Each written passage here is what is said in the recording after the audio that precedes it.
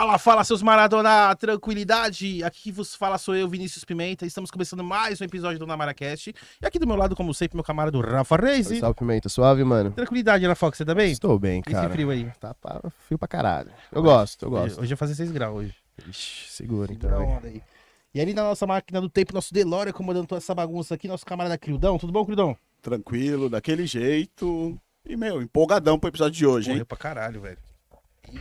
Rafa, fala pra gente quem que é nosso convidado mais que especial de hoje. Hoje a gente vai trocar uma ideia com Alexandre Capilé. Seja muito bem-vindo. Olá a todos, estou aqui. Olá. Preparado para o frio com um bom curitibano. E, cara, já agradeço aí ter aceitado trocar uma ideia com a gente. Pô, aí, eu aceitei e pedi, né? É mesmo? Eu Nem sabia. isso, Ô, né? produção, Conta pra gente aí, querido, como é que foi essa situação? que legal, Foi cara. engraçado, porque a Dai já tinha fechado com o Capilé. E aí passaram-se alguns dias e ele entrou em contato no nosso perfil no Instagram, assim, vamos fazer um podcast. Aí eu falei, peraí, deve estar acontecendo alguma coisa, assim. Daí fomos trocar ideia, tipo, ele não se ligou que era o mesmo podcast, mas, porra, foi massa, porque a gente convidou, ele aceitou e depois auto se convidou, muito foda. Fui convidado e autoconvidado para o Legal. podcast Você hoje. vê que o universo queria mesmo Conspirou a que favor, gente, conspirou a se favor. conhecesse aí, enfim. A gente tem bastante coisa pra falar, pô, você tem anos aí de trajetória na música, produção.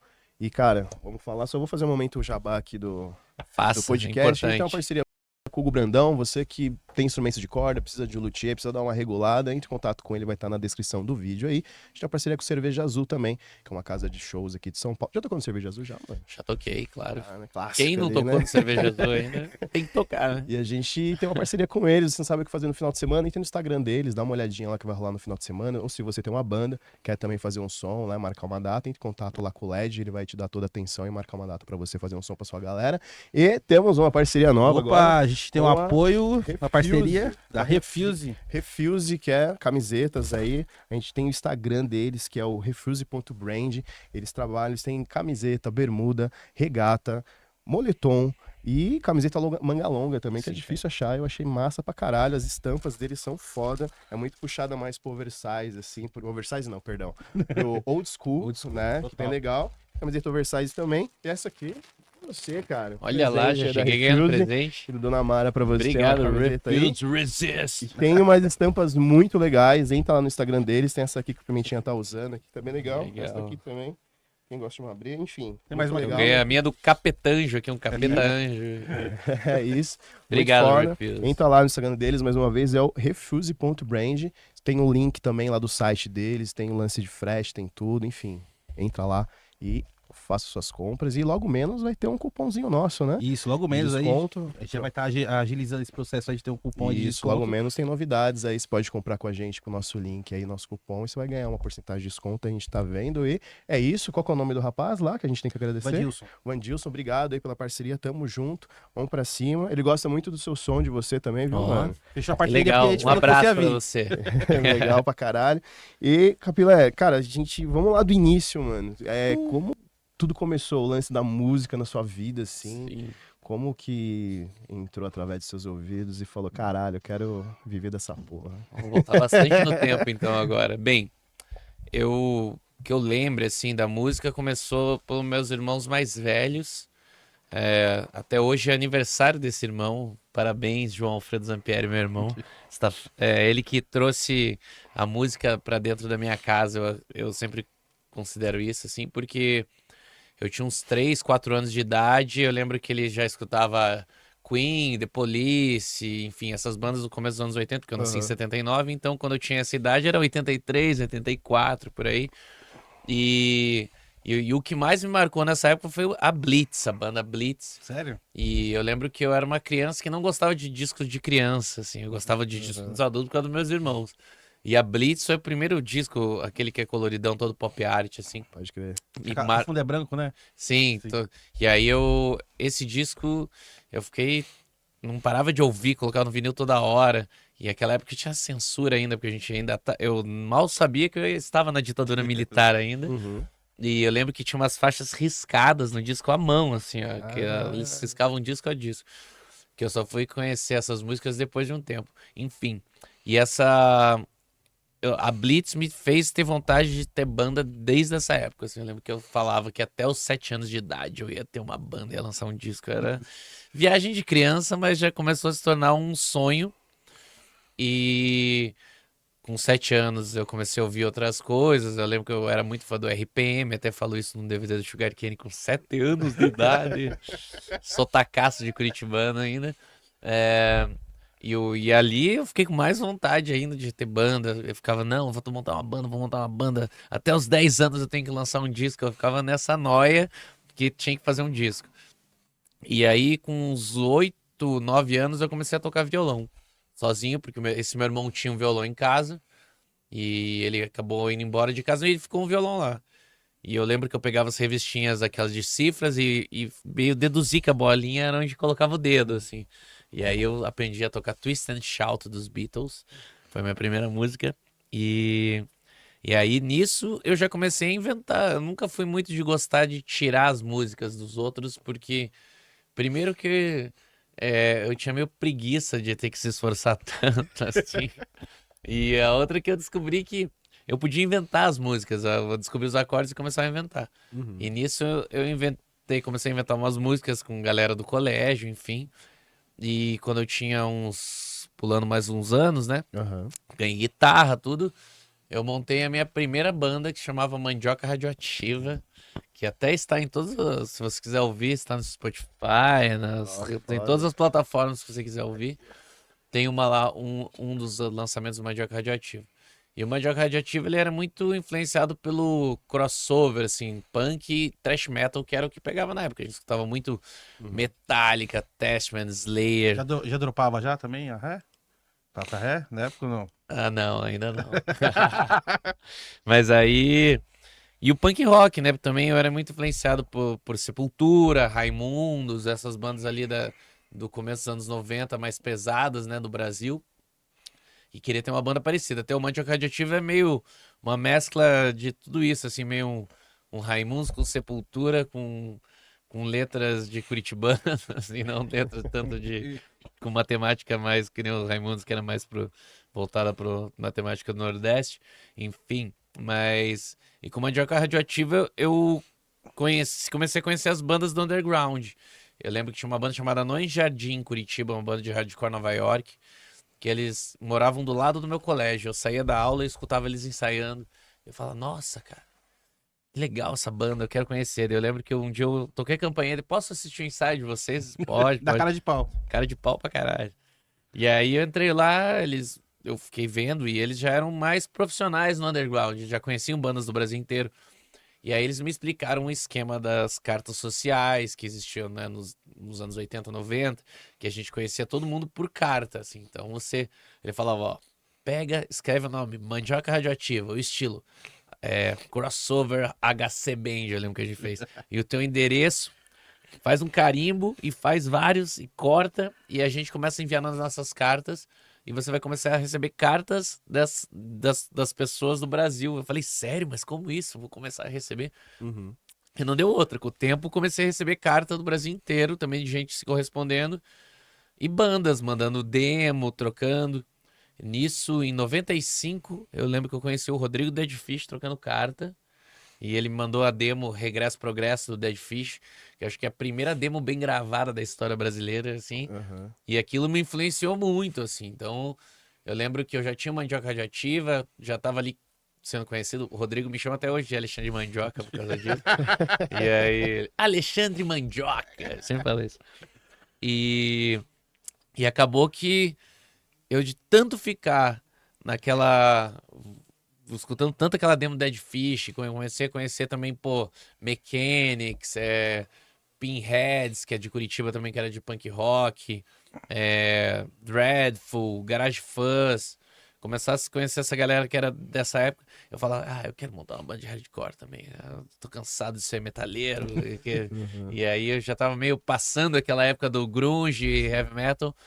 Até que veio o Green Day, né, que acabou meio com tudo, que foi meio a banda da minha geração que fez tudo, uma galera cair de cabeça no punk rock, e o Green Day me fez conhecer as bandas da Califórnia, assim, que foi esse lance que teve na época no FX, Bad Religion, Pennywise, e junto com essa influência do que eu tinha do Brasil também, foi aí que surgiu o Sugar Cane, né?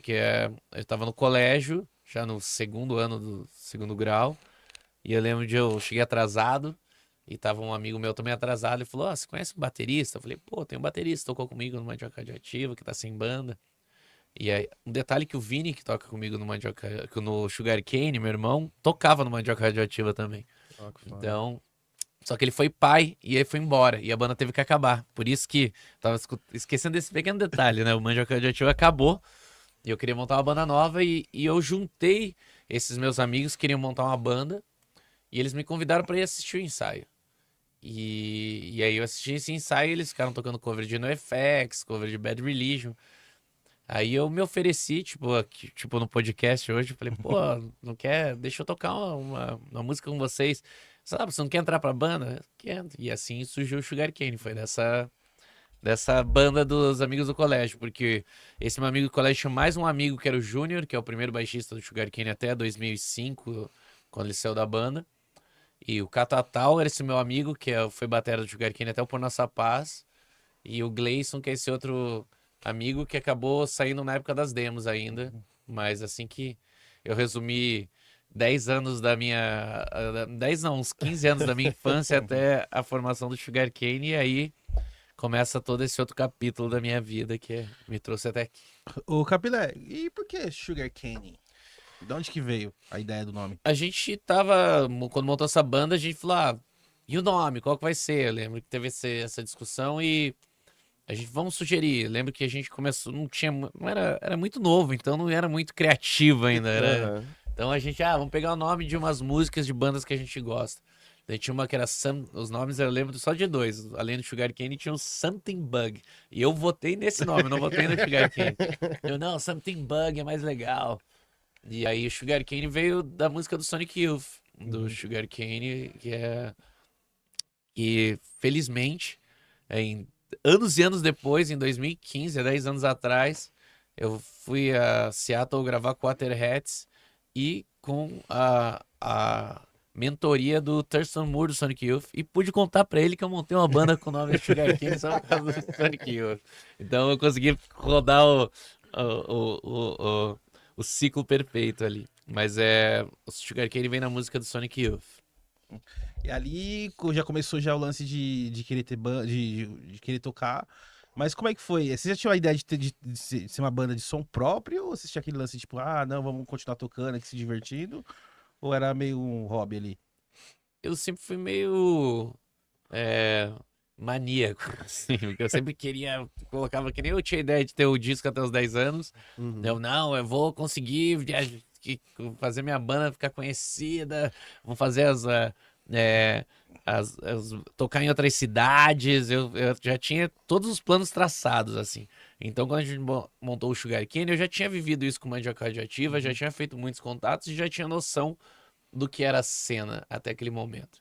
E o Sugar Cane surge no momento que na humanidade também é muito importante, que é o surgimento e a popularização da internet. Então, antes disso, era muito, né, isso que eu tô falando, você mandava uma carta, 3 meses depois recebia a outra, e aí era uma comunicação muito lenta.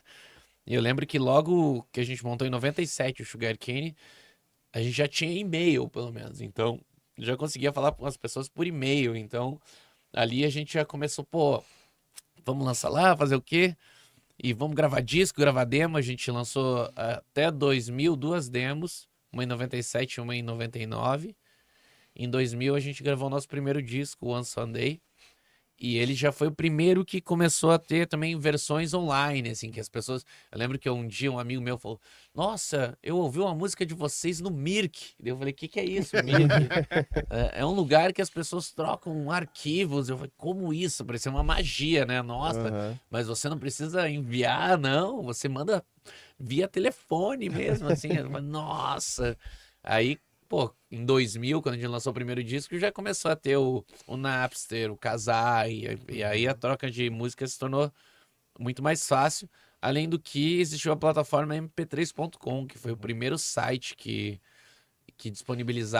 possibilitava você colocar música online para as pessoas ouvirem, assim. Então, eu acho que ali o Sugar Cane começou já, não, respondendo a sua pergunta, sempre pensando já em fazer música própria, a gente nunca teve interesse. Claro, tocava um cover ou outro de alguma banda que a gente gostava, mas a ideia era sempre foi pertencer a esse mercado independente, que era, na minha cabeça, era muito mais legal que o mainstream, porque não precisava do mainstream.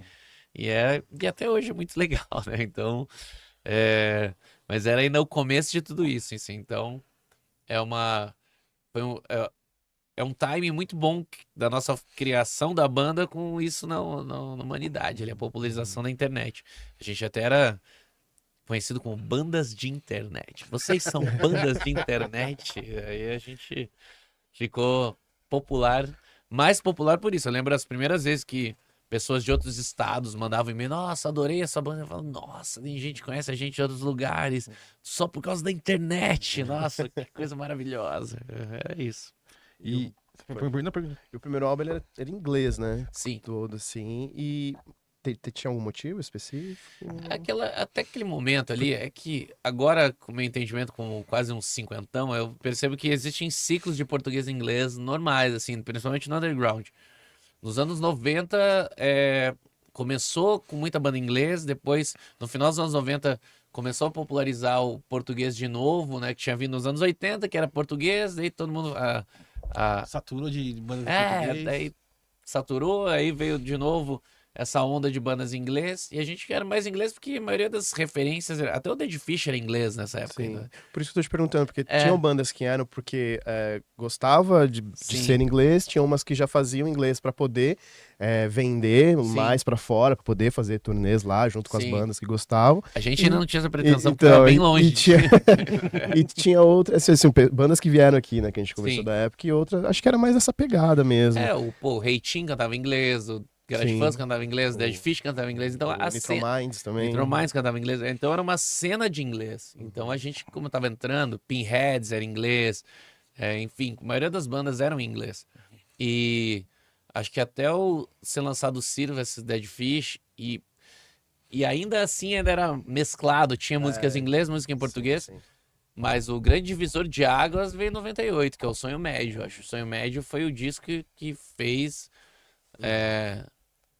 ter muita vontade de cantar em português, pelo menos pra gente, assim. Então, e é um disco que me marcou até hoje, assim, um dos melhores, para mim um dos melhores até hoje, um dos melhores discos da Dead Fish, um dos melhores discos da nossa cena do punk rock hardcore.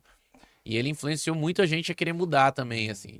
Apesar de nosso disco ser de 2000, já 2 anos depois disso, a sementinha já tá plantada. Eu lembro que nesse nosso primeiro disco a gente regravou uma música dessa demo do Dead Fish que eu amava, que era You Against. E isso fez a gente se aproximar muito mais do Dead Fish. E eu lembro que quando a gente tava... Eles foram tocar em Curitiba, depois a gente foi num bar na Avenida 7 de Setembro, lá uma avenida clássica da cidade.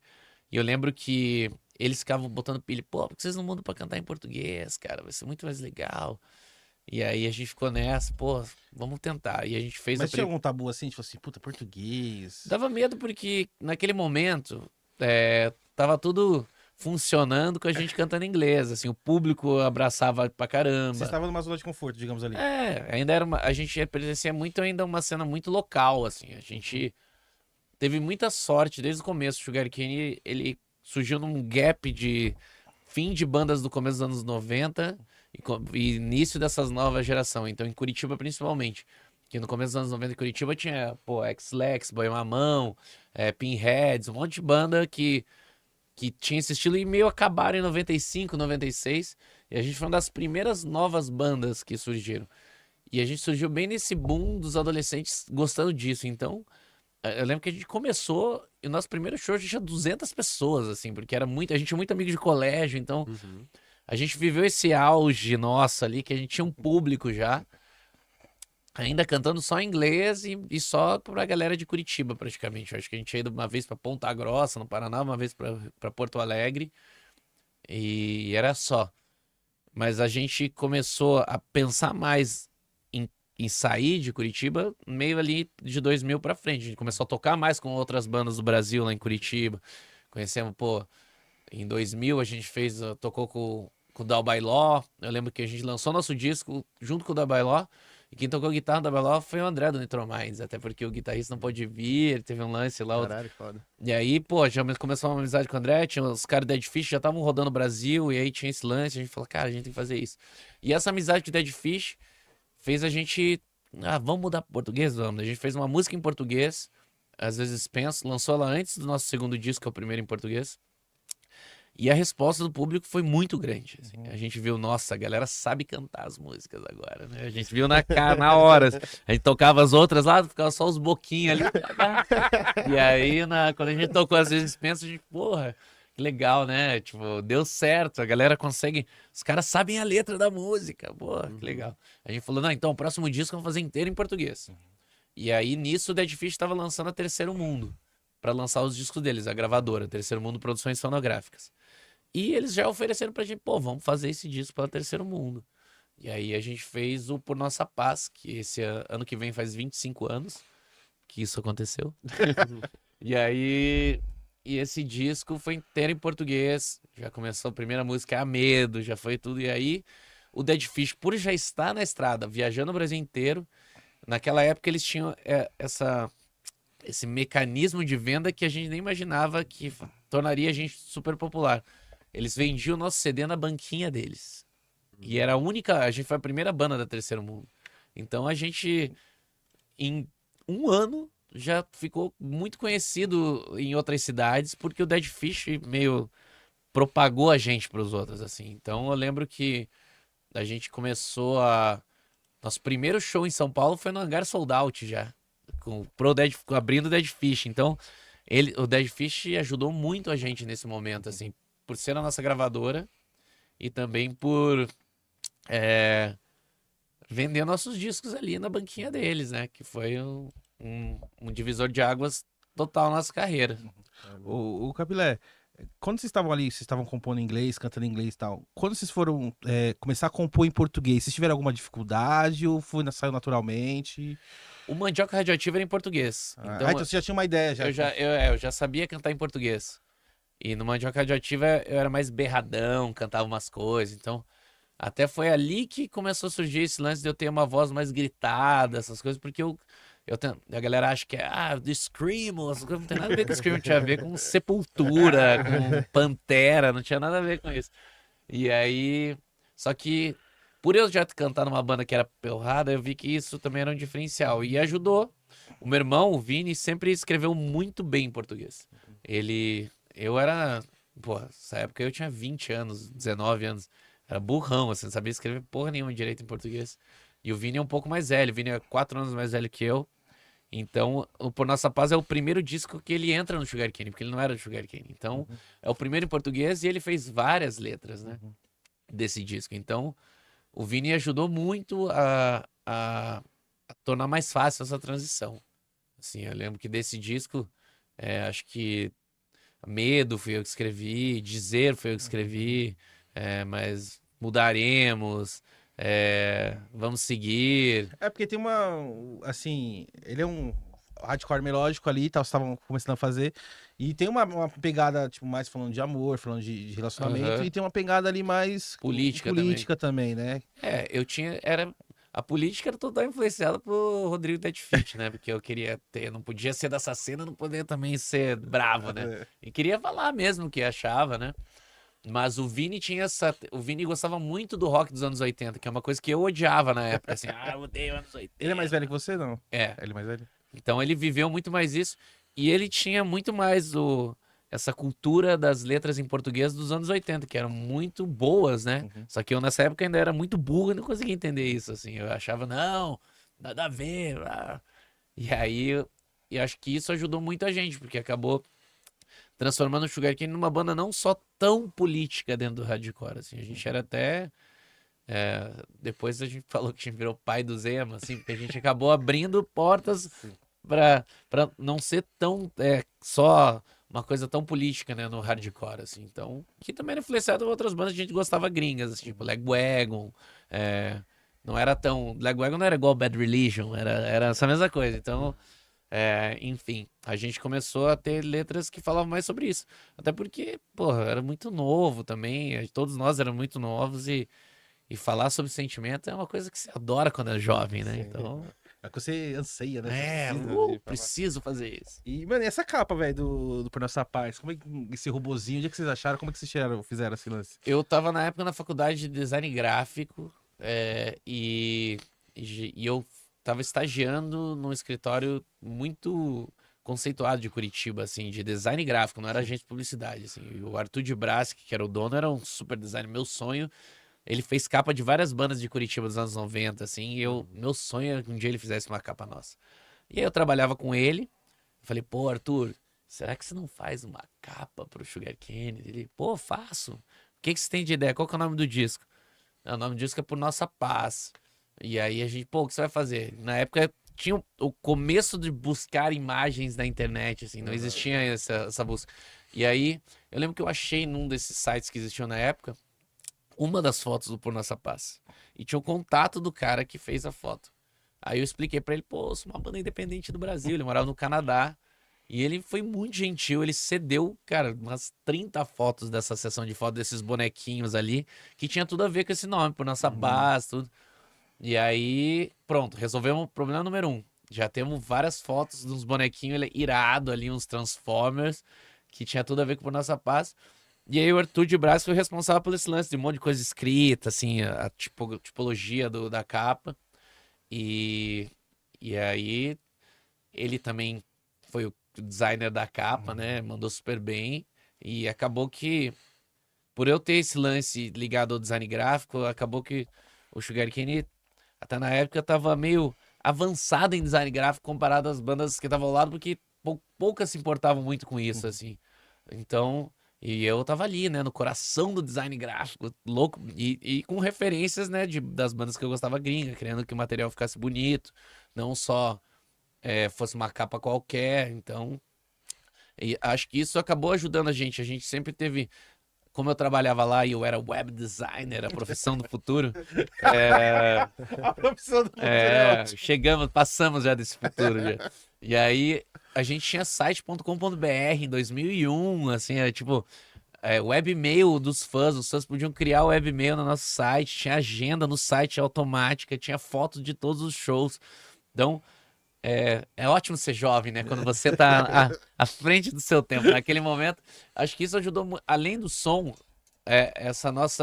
esse nosso lance visual, de ter o design gráfico, ser antenadaço ali com as tendências da internet da época, ajudaram muito. Isso é antes de começar a ter fotolog, essas coisas que começaram a ser as redes sociais, né? Que não existia nenhuma rede social, então a internet era tipo um lugar que você escrevia sugarcane.com.br e ia lá ver.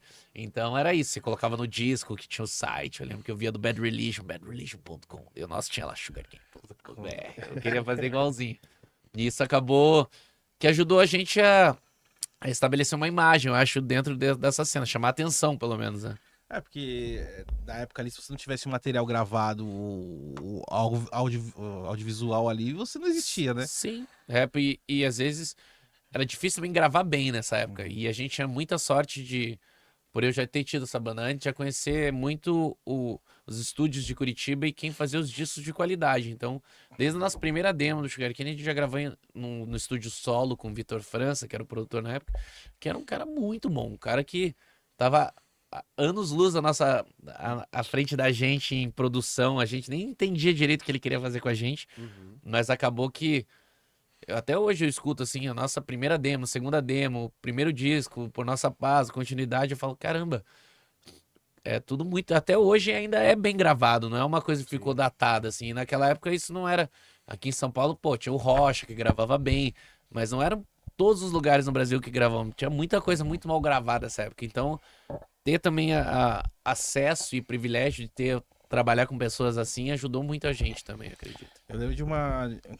os caras faziam bastante coletânea, né, de bandas, né? E eu achei uma antiga lá em casa, lá. Meu, mas como as gravações eram ruins, tipo, era muita gravação horrível, assim, tipo, eu falei, como os caras deixaram passar essa caixa, velho? Tipo, aquela caixa arrebentando na música, assim. Mas eu também entendo que, por um lado, mano, acho que a maioria da galera que tava tentando gravar não tinha essa malícia de gravação. Ou era muito caro, né? Ou era muito caro e gravava no estúdio que também o cara não entendia muito bem o tipo de som que os caras Pra queriam gente fazer. era bem caro em Curitiba. Eu lembro que a nossa primeira demo a gente vendeu umas 40 camisetas, a gente fez 40 camisetas, Vez vendeu das pra 40. todos os parentes, todo mundo comprou as camisetas, pra poder pagar, acho que era R$ 180 de estúdio pra gravar a primeira demo. Que era uma puta grana, como Sim, hoje, se na fosse época, né? R$ 1.800, era tipo isso, que a galera não tem noção o quanto R$ 1 valia no passado, não vale hoje, né? Mas eu lembro que custou aí R$ 180 a demo. E foi um trampo do caramba, assim, pra conseguir todos os discos. A gente sempre teve que se virar muito, vender merchandising principalmente, tudo que a gente ganhava em show que não era muita grana, é tudo pra poder, né, financiar essas gravações e sempre com muito menos tempo do que seria o ideal. Mas a gente Aquela soube coisa se virar. correndo, gravar correndo. Pô, por nossa paz mesmo, foi gravado e mixado em 40 horas. Hoje em dia, se alguém no meu estúdio chega pra mim e fala pra gravar 4 músicas, vai dar 40 horas. Então, eu falo, a gente era meio maluco, assim. Mas era tudo no rolo, na mesa. Então, você meio gravar, já ficava tudo. Mixou uma música, a outra era igualzinha. Não mexia nada, assim. Era só Ah, tá. ir gravando, gravando, gravando, gravando. E não tinha essa... Tanto que se você escutar esses dias, tem muita coisa desafinada, muita coisa que não foi tão bem... Músicas que deram certo, até deram certo. Mas tem um monte de música ali que não ficou tão bem feita, assim. Então... Aquela coisa que você fala assim, como eu deixei passar isso? É. Não conseguia, também não tinha um ouvido pra entender o sim. que era errado, o que era certo, assim. Então, Capilé, você falou do primeiro show aqui em São Paulo, que deu o Hangar Sold Out, né? Sim. E como foi pra você, mano? Isso aí, vindo lá de Curitiba, pá... Era a primeira vez que você tinha vindo pra São Paulo ou não? a gente já tinha conhecia? vindo pra tocar em Osasco Aham. com o Dead Fish, já nessa onda de ser lançado pelo Dead Fish. Foi, acho que a gente, Street Bulldogs, Dead Fish, tinha mais um monte de banda, assim. Eu lembro que foi um festival em Osasco. Também, naquela época, né, todo o show tinha 1.500 pessoas, era tudo uma doideira. Aham. Mas o primeiro show em São Paulo foi no Hangar e foram 2 dias seguidos. A gente tocou os 2 dias, né, com o Dead Fish. E como foi, irmão, pra você isso aí? Você fala, Pô, foi um "Caralho." sonho. Eu lembro que em 2000, mandei um e-mail pro Hangar pedindo pra gente tocar lá e não recebi nem resposta, né, Marcão? Foi mal, né, Marcão? Agora, Marcão nem me respondeu na época. Entendo por quê, né? Receber um e-mail nunca é a melhor forma de você marcar um show na vida. Mas aí, quando a gente foi poder tocar no Hangar, lotado, era tipo um sonho, né? Tipo, pô, realizando os sonhos de poucos anos atrás, assim, que era, tipo, um absurdo pensar que tava acontecendo isso, assim. Então, e isso ajudou muito os próximos passos da gente também, porque a gente já foi apresentado pra cidade exatamente pra cena. Quase todo mundo que gostava daquilo naquele momento assistiu o nosso show. Tanto que eu conheci o Sugar Cane, não conhecia, eu conhecia o nome Aham. antes do som, Viu só? tá ligado? De tão forte realmente que naquela o impacto. cena tava o nome da banda. tá ligado? E era uma cena ainda que não tinha. É uma cena que tinha muita gente que gostava, mas não tinham muitas bandas como hoje, assim, eu vejo que existem muitas bandas, assim, muitas bandas, muitas. Aquele momento ali, claro, existiam mais bandas do que as que estavam se destacando, mas não era ainda meio... A gente era o representante de Curitiba, daí tinha o Heffer, que era em Belo Horizonte, os Zander ainda não são de nada no Rio de Janeiro, aí o Dead Fish em Vitória, São Paulo tinha mais bandas, Santos ali, Garage Fuzz, Altered Mind, enfim, algumas dessas bandas, também aqui tinha Blind Pig, CPM, um monte de... Sim, Street Bulldogs também. Street Bulldogs. Até a primeira vez que a gente veio tocar nesse festival Dead Fish, a gente ficou hospedado Eu lembro que a gente ia ficar hospedado na casa do Sonrisal. E aí, eu não conhecia o Sonrisal, eu já tinha visto fotos do Sonrisal, essas coisas. E a gente tinha esse lance meio caipira de curitibano, assim, que a galera de São Paulo parecia meio malvada pra gente, já tinha tatuagem, a gente era tudo, não tinha essas coisas. Liso. Eu lembro que a gente chegou na casa do Sonrisal, toda a banda junto com o Dead Fish, ele ficou meio assustado, acho que não foi combinado direito com ele que ia ser isso, e a gente acabou nem ficando lá. E eu lembro que eu fiquei até, pô, acho que o Sonrisal não gosta da gente, assim. Depois, um pouco tempo depois, a gente ficou muito amigo. Então eu falei com ele hoje até, que a gente tá armando um show juntos aí, com o Reitinho. E aí eu lembrei dessas coisas hoje também, assim, pô, quando eu conheci o Sonrisal, foi nossa primeira vez chegando aqui em São Paulo. Mas, pô, aí abriu as portas, mas depois a gente também teve que testar pra ver qual que era a nossa, assim. Eu lembro que o primeiro show que a gente fez sem ser uma banda de abertura do Dead Fish aqui, foi no Hangar e quem organizou foi o Du, que era do Feijão com Arroz. Feijão com arroz. Baixista, E aí né? ele O baixista, levou... né? É o baixista do. E aí ele levou a gente, o Ogro, né? Que ele tem agora os burritos também. Sim. E ele levou, ficamos na casa dele. E foi um domingo no Hangar, a festa do semáforo. Você colocava aqui, você estava verde disponível para pegar alguém, vermelho ou amarelo. E, pô, foi super legal. Não foi sold out, mas deu ali umas 400 pessoas, que era Sim, já já inacreditável pra gente, assim, falar, pô, o que tá rolando? E nisso a gente começou também a voltar mais pra cá, tocar no Blackjack, tocar em outros lugares. E sempre com o público abraçando muito, né? Então, esse momento ali do Por Nossa Paz, a gente acabou indo pro Brasil inteiro. A gente foi pro Nordeste, a gente foi pra um monte de cidade interior de São Paulo, Rio Grande do Sul, pra Santa Catarina, pro Centro-Oeste. E a gente começou a se tornar uma banda mais popular nesse segmento. Até a gente lançar em 2003 o Continuidade, que foi o nosso auge dessa cena ali, nesse momento ali, que foi o disco que mudou toda a nossa trajetória. O melhor timbre de guitarra do underground da época. A masterização esse. mais alta do mundo, clipando ali. Foi Ô, gravado aonde esse, Capilé? Ele foi gravado nesse mesmo estúdio de Curitiba, o Solo, que é o nome do estúdio. Ele mudou para São Paulo nessa época, pro Ipiranga, e se chamava Oficina dos Técnicos. E eram dois, tinha o Vitor França, que era um dos sócios, e o Sérgio Sofiati, que hoje toca na Orquestra Brasileira de Música Jamaicana. E também foi baixista do Additive por muito tempo.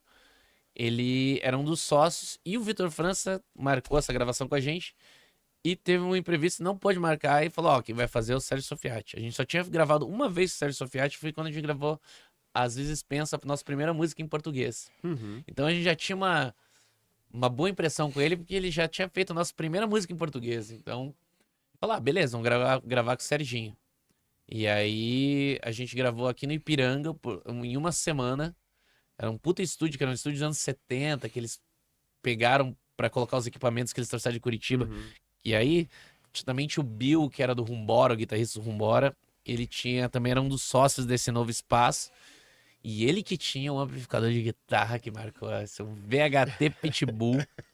E eu lembro que nessa gravação já veio um amigo nosso do Nordeste, o Daniel, de Maceió, que trouxe uma SG da Gibson dele, que era Sunburst, raríssima, até hoje raríssima, que a gente queria gravar com uma SG e com uma Les Paul. E o Hóspede do Additive também, a gente acabou de virar amigo, né, que é bem amigão do Additive, e tava lá no estúdio, trouxe a guitarra dele e a gente usou essas duas guitarras, a Gibson do Hóspede e a SG do Daniel de Maceió. Ficamos ali uma semana dormindo no estúdio e foi o primeiro disco que o René, baterista, né, Jesus, entrou na banda e deu um puta gás, porque ele era um puta músico, ele era do Boi Mamão, né, uma banda curitibana que ficou bem conhecida nos anos 90 no Brasil, que é da geração do Raimundos, Skank, toda essa galera. Era uma banda de ska, né? Era de ska, depois ficou mais ska punk no final. Pode crer. No começo era meio Mr. Bungle, uma doideira. Mas enfim, ele era um músico muito mais à frente do que a gente, assim. Na época nem percebia que ele era tão bom quanto ele era, assim. E ele isso ajudou muito também a diferença do Por Nossa Paz por Continuidade. A gente trocou o nosso baterista original ali, que era um amigo do colégio, que era um esforçado, enfim, era um baterista bom, mas por um baterista que já era um baterista de destaque, assim. Então, você perceber se ouvindo o Por Nossa Paz e uma banda boa começa com um baterista bom, né? Então, todo o respeito ao meu Catatal, meu grande amigo de infância, que temos banda junto desde os 10 anos de idade, mas o René, foi até uma indicação dele, ele falou, cara, eu vou sair da banda e eu quero que vocês... Porque quando a gente começou a fazer turnê, o Catatal, ele não queria muito viajar pra tocar, então ele... E tinha uns lances também que a mãe dele não curtia muito, enfim, atrapalhava. E aí o René entrou logo na turnê do Por Nossa Paz. Então o René já começou a viajar com a gente no Por Nossa Paz e a banda, nesse boom ali de ficar mais conhecida, já tava com o René. E tava louca pra gravar o disco com ele, né? Que ia ser o primeiro disco. E ele trouxe esses clássicos, tipo velocidade, ele tinha esse lance do ritmo brasileiro pra caralho que a gente não tinha a menor ideia, porque a gente era super quadrado, hardcore melódico, e ele trouxe isso. A máquina também, a rufada de caixa do começo, ele super swingado, tudo isso aí é a cara do René, assim, então ele deu um up pra banda muito grande. E esse disco foi o timing de tudo, né?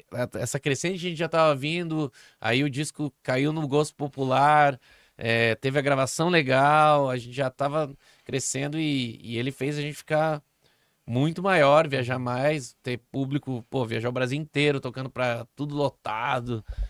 E ali a gente achava que daí só ia ser assim pra sempre, né? Até vir os próximos capítulos, né? Mas, enfim, foi uma fase muito boa que foi coroada com o DVD, um ano depois, o DVD que a gente gravou no Hangar ali, em Curitiba também, 469 DCM, que significa 469 dias depois da continuidade da máquina. E aí, que eu tava falando que eu fui o diretor, que eu editei, que a gente chamou vários amigos pra filmar, teve o Cenoura, nosso amigo que tinha uma câmera melhorzinha, e outros amigos que todo mundo que tinha uma câmera foi convidado a ser câmera do DVD. Eu lembro que a gente fez um show no Hangar, acho que era em fevereiro ou março, que o DVD a gente gravou por abril, maio. E a gente levou pra testar. Falei, vamos filmar e testar e editar, assim, porque eu nunca tinha editado. Tinha acabado de baixar Adobe Premiere no meu PC. E aí eu falei, vamos testar. E como eu tinha noção de tempo, eu sabia colocar no sync e sabia a hora de cortar, né? Cortar aqui o baterista. Vou mostrar o baterista, né? Vou mostrar... E aí eu criei coragem pra fazer o DVD. Demorou um mês pra editar esse DVD, cortando pra exportar uma música demorava 8 horas. Era tipo bizarro essa época. Era bizarro essa época trabalhar com vídeo. Mas, enfim. E aí coroou essa fase inteira. E foi a época que a gente começou a ter proposta de gravadora, começou a ser requisitado. A gente pensou, agora vai dar certo, agora vamos ficar rico e vamos seguir o caminho dos outros que já estavam dando certo ali. E como é que rolou a proposta da gravadora? Alguém chegou, alguém me mandou, falou, ô Capilé, eu tô ouvindo a sua banda aqui.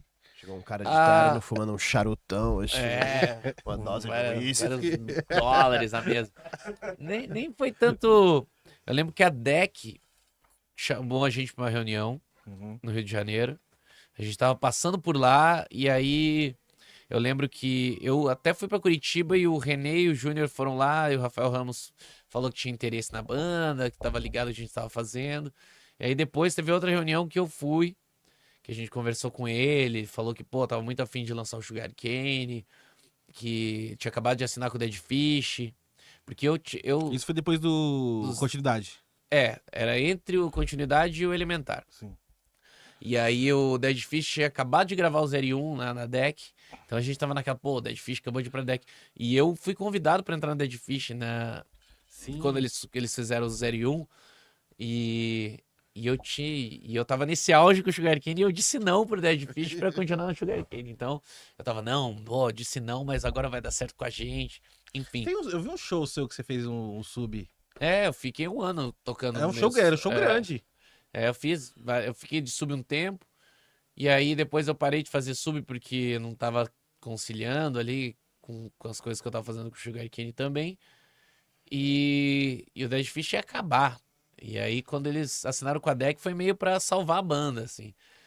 Tipo, a banda não vai mais acabar. Eu lembro que um pouco antes de eles assinarem com a DEC, eu tava na casa do Aditivo em São Paulo, que era na Vila Madalena, na Rodésia.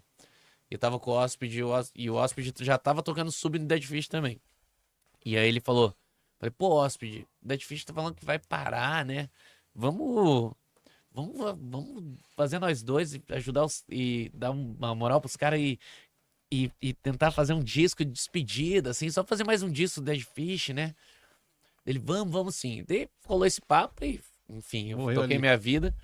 Aí um dia eu recebi uma ligação, era o Hóspede, Capilé, seguinte, tô aqui com o Aliange, ele vai falar com você. Daí o Aliange pegou o telefone, Capilé, seguinte, assinamos com a DEC, esse aí, gravadora, vamos lá pro Rio gravar o disco, vai ser MTV, rádio, as coisas, e queremos que você seja o outro guitarrista, tá afim? Eu falei, puta que pariu. Eu falei, claro que eu tava afim, né? Óbvio que eu tava afim, ainda mais pra entrar, porra, no Dead Fish 01. Imagine quantas pessoas tiveram a chance de viver isso, e ainda fui a pessoa que disse não, né? Mas eu lembro que Eu saí de lá, encontrei um amigo da faculdade, falei, ó, recebi essa proposta. Ele falou, pô, cara, foda, né? Eu cheguei, tinha ensaio com o Sugar Cane à noite, falei, ó, galera, aconteceu isso hoje, os caras me chamaram pra entrar no Dead Fish, ainda não respondi, não sei o quê. E depois eu descobri que eles se reuniram depois disso, falaram, não, ele vai sair, né, com certeza, agora... E aí eu decidi não sair, ficar no Sugar Cane. Como assim ele não aceitou? Porque eu falei, cara, eu acho que vai acontecer com a gente em breve a mesma coisa, assim, então acho que eu prefiro, se eu saísse do Sugar Cane ia acabar a banda, né? Se eu entrasse no Dead Fish, talvez eu nem estivesse no Dead Fish, porque todo mundo que entrou no Dead Fish nessa formação não tá mais na banda. Então, eu acho que não foi uma decisão que eu me arrependi, mas eu sofri muito em vários momentos por ela, assim, primeira vez saiu o clipe, quando o Oscar me mostrou o 01 pronto, assim, eu falando, porra, mixamos lá com o Ryan Green na Califórnia, mesmo cara que faz no FX, daí o primeiro clipe deles passando na MTV, assim, nossa, cara, será que eu já desperdicei uma chance na minha vida? Mas enfim, aí... Logo depois disso a gente foi chamar, começou a ser chamado, porque abriu meio que essa cena, começou a ser chamada pra conversar com as gravadoras. Mas elas ainda tinham um pé atrás, assim, eles não sabiam se isso era um fenômeno Momentâneo. assim ou não. E a gente conversou com a DEC, quando foi conversar com a DEC também, a gente foi na Warner, na EMI, todo mundo ali queria meio sondar o que estava acontecendo, tinha as reuniões, mas também ninguém chegava aqui. O Rafa Ramos é o que mais se interessou. Mas conhecendo ele hoje, como eu conheço, eu percebo que foi muito mais um lance da nossa postura, assim. Eu não sabia meio se tinha que ficar esperando tudo dele, se a gente tinha que ficar em cima. Então, a conversa meio se perdeu. E a gente falou, sabe o quê? Vamos lançar o próximo disco. Pela Urubus mesmo, que era a nossa gravadora. E vamos lá, vamos nessa.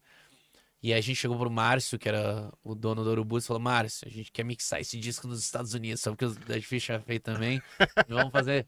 E aí ele, não, beleza, eu pago. Ele pagou, eu lembro, $4 mil pra gente mixar o disco nos Estados Unidos. A gente foi pros Estados Unidos, mixou o disco com o Angus Cook, lá no mesmo lugar que fazia Lagwagon, The Ataris. Mas o nosso disco era um disco experimental, a gente tava negando exatamente o que deu certo até então ali. A gente fez um disco meio querendo ser mais rock, mais Foo Fighters, enfim... A gente deu uma desandada meio do nosso... Porque se você pega ali o Por Nossa Paz, o Continuidade, e você vai pegar o Elementar é totalmente fora da curva ali, né? Mas eu acho que é um momento que vários artistas passam, que é tentar não se repetir, assim. Que é super válido, não é uma coisa que eu falo, mas talvez se eu tivesse uma orientação de alguém na época, falando, dá um tapão na cabeça. Não é a hora de você fazer um disco desse. Espera mais uns 2 dias, você faz. Faz agora mais um Continuidade da Máquina aqui, ó. Que talvez você continue. Tanto que o Elementar, quando saiu, a gente falou assim, nossa, mas tá diferente o som. Tipo, Sim. continuou foda, bom pra caralho. Mas foi diferente. Falei assim, pô, mas tá mais Sim, clean. era um disco com uma super produção em som, só que as músicas não tinham ali um grande... Acho que a música que mais marcou é a que a gente toca até hoje, que é a Será Viver, assim, que é o que ficou. Mas é um disco meio mal produzido, não na parte sonora, assim, mas acho que na parte... De divulgação, de produzido mesmo, assim, tipo... A gente devia ter um produtor... Hoje é muito fácil ter produtores que entendem essa cena. Eu sou um produtor que grava um monte de gente dessa cena. Então, eu oriento muitos artistas, vai fazer burrada agora, exatamente assim como eu me fudi. Mas, não digo me fudi, né? Me fudi, eu digo só porque foi um desperdício de orçamento, eu acho. Assim. A gente poderia ter feito uma coisa, não sabe, mais centrada e acabou fazendo um disco experimental. Mas também a nossa história é essa, isso também influenciou o que a gente é. Mas, ô Capilé, ali quando vocês estavam ensaiando, vocês estavam compondo as músicas novas ali, no caso do Elementar, vocês estavam se sentindo bem? Estavam confortável com o som? Tava achando. Então foda-se, porra. Tava tipo For Fun quando mudou o som. Eu ia falar isso agora, mano. Não, que então, várias bandas estavam fazendo essa mudança, arriscando, né? A gente era pré essas bandas, né? Então a gente tava sendo uma das primeiras a arriscar, assim, a fazer outra coisa. E só que eu acho que o principal lance desse disco não ter... Porque o público não negou o disco quando a gente lançou. Só que a gente desacreditou muito dele. A gente não acreditou nele. A gente fez só 6 meses de turnê e eu resolvi parar a banda. Eu principalmente, assim, eu fui o sabotador desse disco, assim. E eu falei, não, porque a gente tinha acabado de ir pra Califórnia mixar o disco. Aí foi a primeira vez que eu fui pra Califórnia, fiquei deslumbrado, 2005, tudo maravilhoso, vendo as bandas, todos os lugares que as bandas que eu amava viviam. Eu fiquei com um lance, não, eu quero morar na Califórnia, quero morar na Califórnia. E aí eu falei pros caras, ó, vamos parar. E nisso a gente começou a fazer uma turnê de despedida. A gente fala que é a proto-turnê de despedida, que a gente nem sabia que isso dava certo naquela época. E a gente, nossa turnê de despedida super bem sucedida, não dava nem vontade de parar mais, assim. E nossa turnê de despedida foi quando a gente foi Additive, Sugar Cane e NX0, a turnê. E a gente viajando de ônibus, todos os lugares, ali com as 3 bandas. E ali eu vendo o NX0 começando a despontar que ia ser a próxima coisa, assim. E a gente fez aí aquele lado C, que era exatamente as 3 bandas, Additive, Sugar Cane e NX0, um EP. É o mesmo lance que o Dead Fish fez com Street, com que eles têm Noção de Nada, né? Que era Street, Noção de Nada. O deles é o... É alguma coisa de Faces do Terceiro Mundo, isso. E o nosso é o projeto Lado C.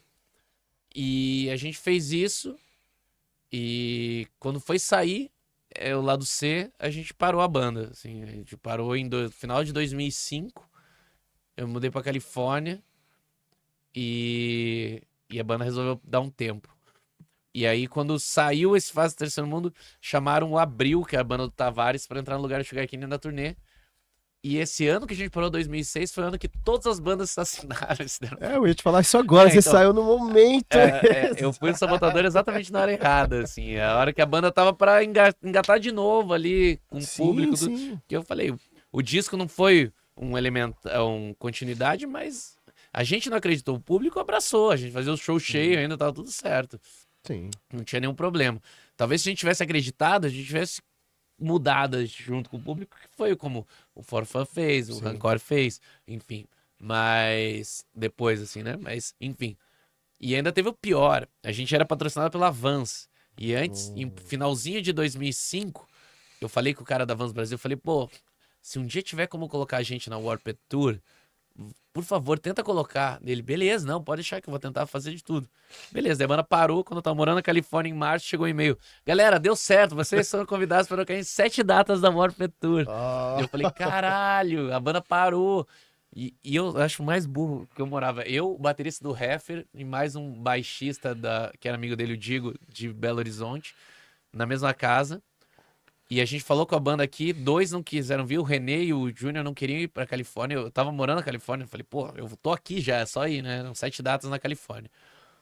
E aí, em nenhum momento eu resolvi montar a banda com sub. Isso eu acho a maior idiotice da minha vida. Eu não pensei em colocar subs para tocar, e eu não toquei na Warped Tour 2006.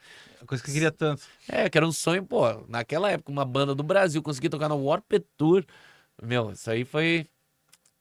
um trauma, e esse é um trauma muito grande na minha vida. Eu falei, pô, eu pedi pra Vans Brasil pra ajudar a gente na época, mas eu nunca imaginava que eles iam conseguir. E o que você falou pra eles? Falou, pô, galera, infelizmente a banda parou e vamos... velho. E os caras já tinham, manda aí o número de camiseta, tênis, tudo, vocês vão... enfim. E pior que tava tudo conectado, né? Porque você negou o Dead Fish justamente eu pra neguei... chegar onde você queria chegar. Pra você ver como a vida é muito doida. E o lance do álbum também, que você ficou meio encanado. Porque não teve a resposta, porque antes tudo que a gente lançava, a resposta era melhor no outro, assim. Tipo, lançou a primeira demo, a segunda demo foi melhor, os primeiros discos foi melhor, Por Nossa Paz foi melhor que o primeiro disco, o Continuidade foi melhor que Por Nossa Paz. Então a gente tava acostumado a tudo que a gente tinha de ideia, a primeira resposta é positiva. Então quando a gente teve o primeiro, opa, meio estranha essa música, assim, eu fiquei muito inseguro, eu tinha 24 anos também, era muito novo, né? Muito novo e muito burro. Então, eu não consegui... Por isso que eu falo que a importância hoje, assim, que como essa cena evoluiu, de ter pessoas que podem te orientar mesmo, assim. Falar, pô, hoje o que eu mais faço no estúdio, às vezes, nem é nem falar sobre gravação, assim. É falar pros caras, ó, percebe que uma banda tá num hype, fala, ó, galera, aproveita que o hype dura 3, 4 anos só. Então... Agora entra de cabeça, faz tudo. Não fica pensando em fazer essas doideiras que nem a gente. Vou fazer um disco experimental agora aqui. no momento que você tá numa crescente.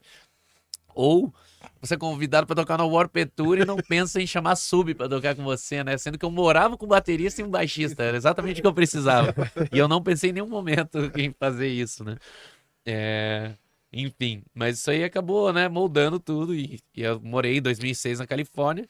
E depois voltei pro Brasil, porque fiquei morrendo de saudade de ter banda. E vendo tudo dando certo. 2006 foi o ano que explodiu todas as bandas ali do emo, né? NX0, Fresno, teve o MTV 4 bandas. Então Sim. a gente desistiu exatamente no ano que, Não era pra que as desistir. gravadoras olharam finalmente pra isso. E só que a gente tava meio um ano adiantado, era só isso. E se o que te deixou inseguro foi o lance do álbum, Foi. ali é quando, pelo menos as bandas que eu vi que assinaram, por exemplo, eles regravavam, né? Tipo NX0, né? Eles pegaram Sim. e regravaram o álbum, né? Pegaram 2, 3, 4 ali Sim. pra deixar moldado Pois é. Mas E caralho, aí, Capilé, que foda mas isso, foi irmão. doideira isso Puta, aí. porque Isso aí mexeu tô muito quase te dando um abraço, velho.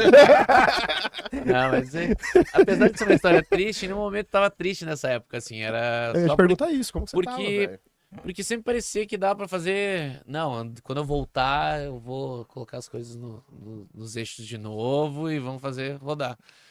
E só que, né, a gente aí como foi a proto-turnê de despedida, que eu falei, nossa, que bem sucedida, a nossa turnê de volta foi muito boa também, foi, nossa, foi a gente, Garage Fãs e Rancor a turnê. Porra. Ah, foda. E aí, pô, a gente tocou em várias datas. Acho que era New Skate Summer Tour, é isso o nome da turnê. E a gente tudo lotado, a gente falando, nossa, voltamos com tudo, é isso aí, agora é nós.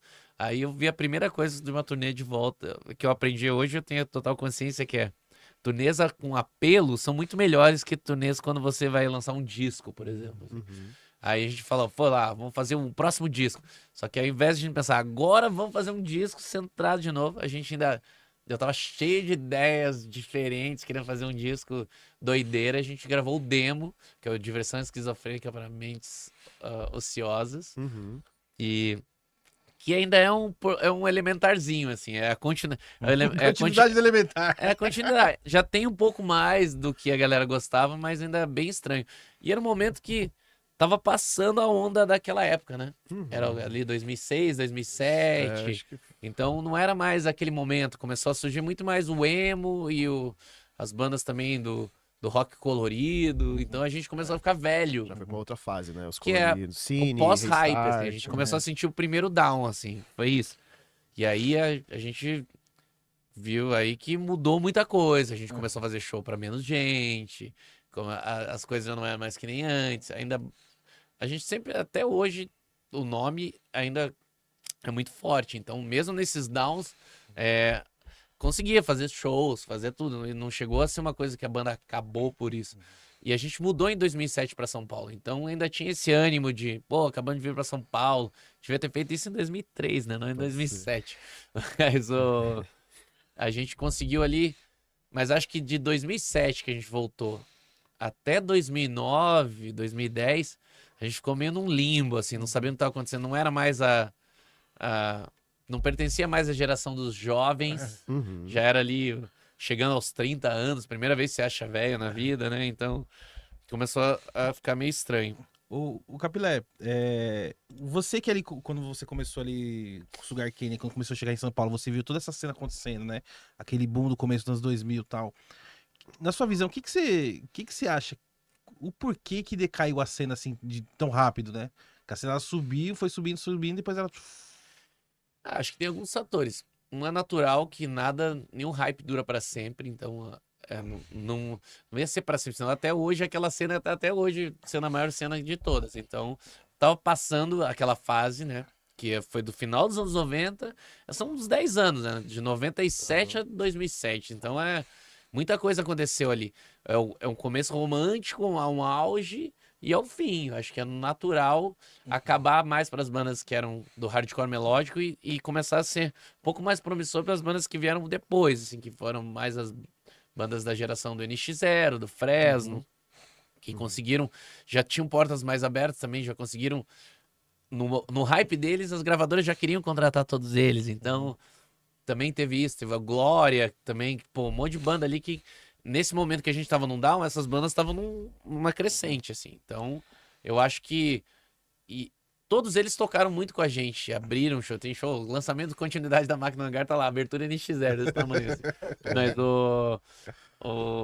então eles ajudaram muito a gente também. Todas essas bandas tinham um carinho muito grande por nós, assim. Então a gente tocou em muitos shows com eles também. Então a gente foi ajudado e carregado ali, mas também tentando entender o lugar que a gente ficaria no final de tudo isso. Até porque a gente meio deu muito pé fora do hardcore, assim, musicalmente. Então a gente nem sentia mais uma banda tão de hardcore, assim, também. Então não sabia direito o que ia acontecer. E aí em 2009 a gente gravou A Máquina que Sonha Colorido, que era meio o disco que a gente ia ter lançado em 2005, né? Que era tipo o pós-continuidade da Máquina. Até por isso que o nome é A Máquina que Sonha Colorido.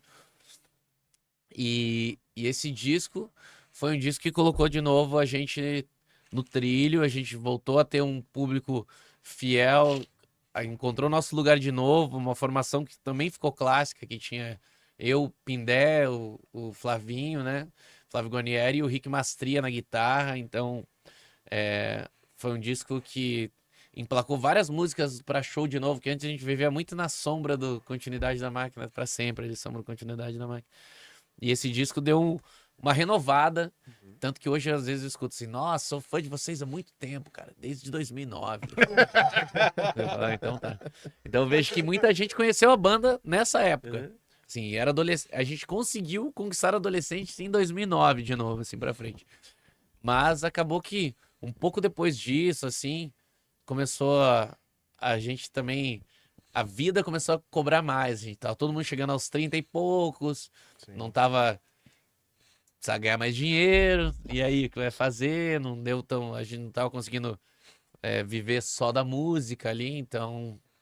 a casa que a gente vivia com o Sugar Cane tava acabando com a banda. A gente falou, a partir de agora a banda é uma coisa, a casa é outra. Cada um se vira e faz o que tiver que fazer.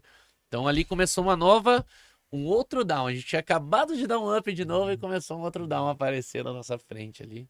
Que foi depois de uma turnê na Europa que a gente fez, a gente não tinha a menor ideia o quanto isso poderia afetar a gente. A gente ficou um mês na Europa tocando. E nunca tinha feito uma turnê, apesar de ter feito show a vida inteira, nunca tinha feito uma turnê de uma vez só, assim. E aí os relacionamentos ficaram tudo... Aquele convívio, né? E ali, saindo disso também, o Flavinho e o Pindé começaram a tocar no Vessas Mandarinas também, então isso acabou fazendo eu ter começado a tocar muito sub, eu comecei a ficar meio... sabe o quê? Já nem tô mais tão afim de tocar essa banda. Se pá, é a hora de acabar mesmo já. E aí... A gente ainda conseguiu dar um up depois de gravar mais o Ignorância Pluralística, né? Que é o disco... não, antes teve o DVD de 15 anos da banda, em Fortaleza, que foi super legal também, né? Que a gente conseguiu gravar, mas... Esse aí você editou também, né? Não, esse não. Esse foi Já jogou o Bel pra outra, né? Esse é um deluxe, porque esse quem fez foi o Rafael Quente, mesmo que fez o Planet Ramp, mesmo que fez do For Fun, primeiro For Fun. Mas esse foi o primeiro DVD dele. Esse fez ele abrir portas para gravar esses outros DVDs. Foi a porta. E até ele veio a falecer há uns 3 anos atrás, esse amigo super novo, ainda com 42 anos.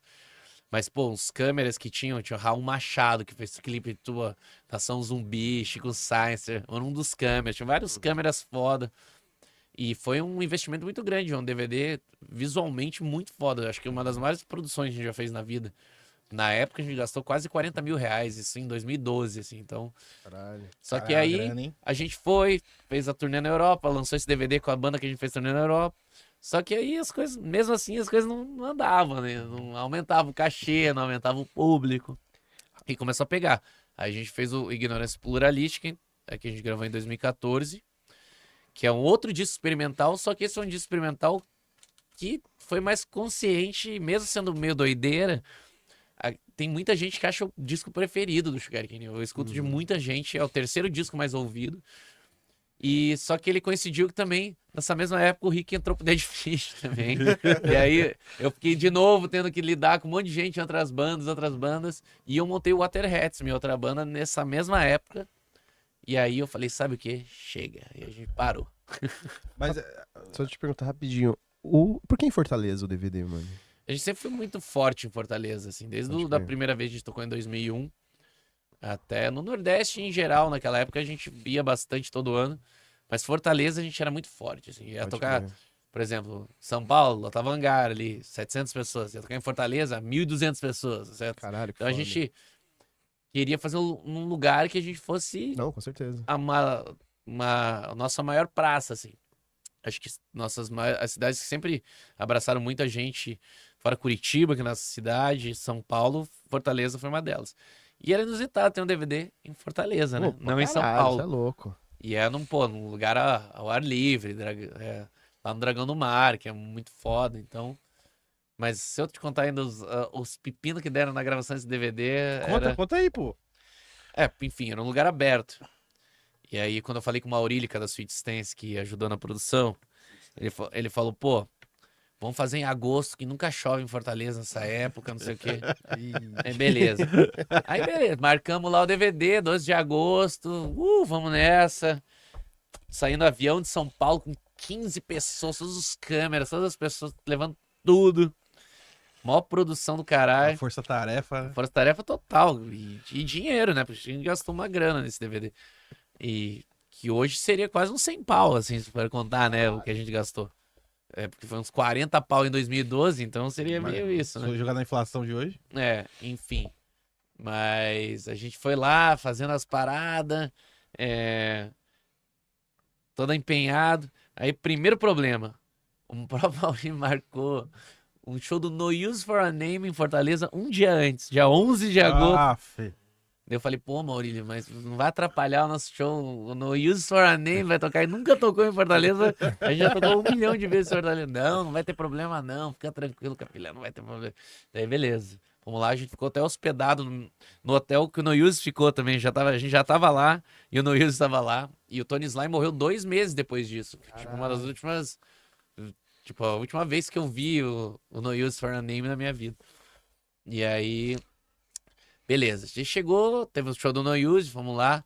A gente ia passar a luz e a gente ia passar uma passagem de som do DVD com luz e câmeras um dia antes. Chegou lá no lugar, a luz não foi no dia, assim. A gente ficou 4 horas esperando e a van que ia buscar a gente não buscava. E isso era já 4 horas da manhã, a gente ia gravar no outro dia o DVD. E eu falei, que merda. E eu, pô, tendo que cantar, não tinha que dormir bem. Enfim, já noiado que não deu pra fazer, o diretor putaço que não deu pra fazer as coisas no dia. Beleza, não deu certo, fomos pro hotel. Eu fui lá pro hotel tentar dormir, nervosão. Acordo, abro a janela, caindo uma chuva do caralho. Não chove em agosto, não. De frente pro mar, assim, tudo escuro, preto, assim, chovendo pra caralho. E os caras, não, aqui a litoral é diferente. Passa rapidinho essa chuva. Aí, enfim, até que passou a chuva. Mas durante o DVD meio que choveu umas vezes, assim. Não tinha como, se chovesse, a gente ia ter que adiar o DVD. A gente chegou a pensar, vamos fazer no mesmo lugar que o No Use tocou, trocar o lugar do DVD, porque não vai dar pra fazer lá. Aí no final deu tudo certo. Pô, que bom. O nervosismo não acabou com a minha voz. Esse é um DVD que ele é 100% ao vivo mesmo, não foi nada refeito depois, assim. Então, a gente conseguiu levar o René e o Pindé, teve 2 bateras. O Vini não tava na banda nessa época. Não tinha voltado ainda, enfim. E aí foi maravilhoso. Mas hoje assistindo é só alegria, mas teve muito sofrimento. Isso aí ainda ajudou a dar essa guinada pra pausa que a gente daria ali ainda em 2015. A gente parou o Sugar King, 10 anos atrás. Né? Nossa, eu fico imaginando, né, cara? Você faz um puta logística, né, pra ir gravar um DVD na época, cara, e dá todo esse tipo de problema. Você pensa, caralho, fudeu, né? Né? E além do que, tipo, todos os nossos shows tinham dado sold out tranquilo, até esse aí não dava de jeito nenhum nunca. A gente dependia da grana pra pagar o DVD ainda. A gente, putz, até o último momento, eu lembro que era muito caro o ingresso. E a gente não se ligou disso também. E eu lembro que durante a gravação tinha gente ao redor do lugar, assistindo de fora, fã da banda com a camiseta. Aí chegou uma hora que o nosso produtor foi lá fora, abriu os portões e falou, todo mundo entra, pode entrar todo mundo, foda-se, não tem problema nenhum. Mas, meu, foi... cada história que tá louca. Ô Capilé, você falou que tava tendo problema com o Sugar Cane porque tava tendo muito sub, né? Sim. E, meu, ali você pensou que você tinha pensado em parar de o Sugar Cane de vez. Por que que não foi? Por que que não parou? Por que que fez você voltar com o Sugar Cane? Na verdade, eu parei de vez. Quando eu parei em 2015, ali eu era. Assim, era pra parar de vez, né? Eu não queria voltar. E eu tava com o Waterheads, e o Waterheads abriu outros caminhos que eu nunca tinha vivido com o Sugar Cane. A gente, pô, viajou pra caralho pra tocar pelo mundo. Tudo que eu. Tipo, o trauma da Warped Tour, eu resolvi tudo com o Waterheads. Pô, tocou no Primavera Sound, em Barcelona, tocou nos Estados Unidos, tocou na América do Sul, tocou na Europa, tocou na Inglaterra, fez um monte de rolê muito legal. E aí eu tava muito feliz com o Waterheads e falei, cara, acho que é isso, Já minha vida. Eu tive o Sugar encerrou, né? Cane, agora eu tenho o Waterheads, e é isso. E a vida segue. E foi indo assim perfeitamente. Só que quando chegou 20 anos do Sugar Cane em 2017, a gente falou, pô, será que a gente não faz uma turnê de reunião? Não uma turnê de volta, né? Era uma turnê de reunião. Vamos reunir pra comemorar 20 anos da banda. A gente fez a turnê. Foram 36 shows em 50 e poucos dias por todo o Brasil. Super bem sucedido. Todos os shows. Foda, A gente, mano. nossa, que legal. Vamos voltar a banda, então. Vamos. Aí voltou. E aí a gente voltou, mas meio não voltando. Aí nisso o Rick Mastria saiu da banda, né? Porque ninguém precisou sair. Nem ele, nem o Moderno ainda não tinha entrado o Dead Fish também. Então, que é o baixista, né? Que tava tocando com a gente. Que o Moderno entrou na turnê ele gravou Ignorância Pluralística com a gente. E ficou 10 anos no Sugar Cane, só que desses 10 anos, pouco tempo tocando, assim. Sim. Então, quando a gente voltou ali, foi legal. Que, pô, o Moderno tava com a gente, daí o Pindel Moderno, ó, legal, o Rick, daí o Vini voltou pra banda tocar, a gente tava meio pra ser 3 guitarras, tipo Bad Religion, a gente falou, vamos fazer isso aí. E aí, só que mal começou a voltar ao normal, o Rick já tá no Dead Fish, eu vi, porra, que ele tava pegando, quando não tinha show com o Dead Fish, que sempre tem show, tinha que tocar com a gente ainda também. Um dia eu tava numa festa com ele em São Paulo, falei, Rick, de boa, bro, se quiser sair do Sugar, pode sair, cara. Eu sei que tá pegando pra você, eu sei que tá foda. Ele, não, mano, nada a ver, mano, tá tranquilo. Jovem, né? Fica do bom. No outro dia ele falou, mano, pensei lá. Eu falei, beleza, aí saiu e ficou o Vini, daí que o Vini ficou de novo, né? Só o Vini, que era pra ser o Vini e o Rick. E ficamos lá e gravamos, começamos a pensar em gravar um disco novo. Aí a gente começou a compor esse disco em 2019. Entramos em estúdio no começo de 2020 e aí veio a pandemia, né? E aí, de novo, a gente teve os planos todos alterados, enfim. E terminamos o disco, lançamos Novidade Média, foi um disco que, pô, foi super legal também, a gente conseguiu, o público adorou o disco. Agora que eu fiz resumos, você consegue entender que é só nesses discos que a gente tá recuperando. Desde Continuidade, A Máquina do Sangue Colorido, Novidade Média, que são os que a gente se reencontrou meio.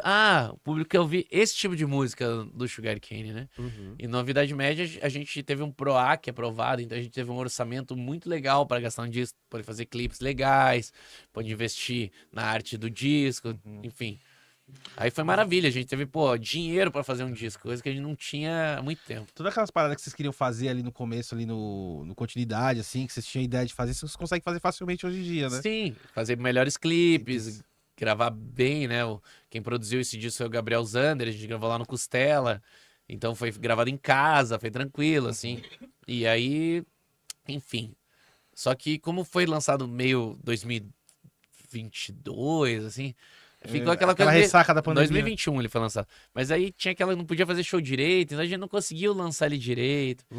E aí a gente ficou naquela. Daí nisso começou a fazer show, um show ali, um show aqui. E aí quando a gente tava no começo de 2024, começo de 2024, ele falou, e agora? Vamos fazer outro disco? Agora a gente não tem PROAC pra pagar o disco. O que a gente vai fazer? E a gente pensou, pô, o que a gente não fez até hoje? Cara, a gente já fez muita coisa, né? DVDs, a gente fez mais um DVD dos 20 anos também, tem um DVD em Curitiba ao vivo dos 20 anos. Também muito legal, com participação de um monte de gente, lotadaço. A gente falou, cara, a gente nunca lançou por uma gravadora, né? Vamos tentar, vamos fazer as demos, vamos começar a gravar. A gente fez em 2023 a turnê de 20 anos do Continuidade da Máquina. E foi uma turnê bem cedida, porque era 20 anos do disco mais prestigiado ali, né? E durante esse disco a gente começou a gravar demos. Toda quarta-feira a gente gravava 1 ou 2 músicas. Vamos gravar 1 ou 2 músicas novas. A gente chegou a fazer 29 músicas, né, nesse ano. E aí a gente tava com as 29 músicas e falou, vamos oferecer pra quem? Quais são as gravadoras que tem? Eu falei, para, das que a gente gosta. Acho que é só a DEC que se adequa meio que a gente até hoje, assim, né? E eu já, com o estúdio ali, com o Stella, já trabalhei bastante com o Rafael Ramos, já gravei bandas pro Rafael Ramos, a gente já tem um relacionamento na produção. E eu cheguei e falei, beleza, vou falar com o Rafa. Eu liguei pro Rafa e falei, Rafa, então, tamo com o disco aqui, 29 músicas.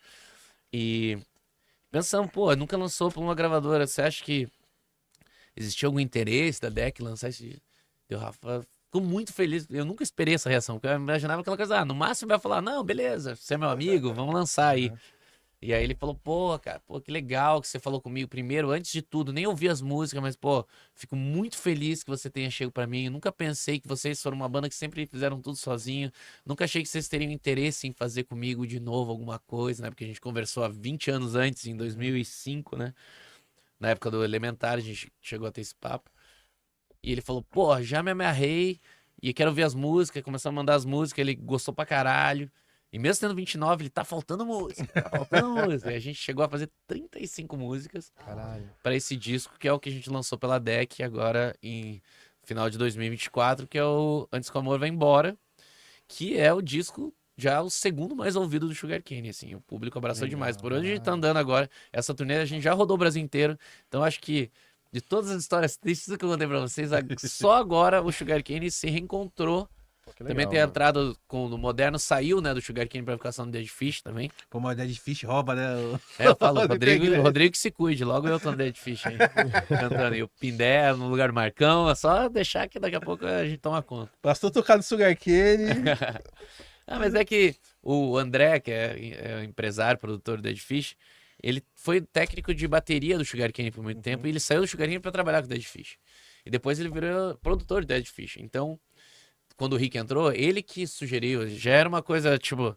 E é uma galera próxima, né? Sim. No final, a gente tá tudo velho agora, restaram poucas pessoas, então... Sim.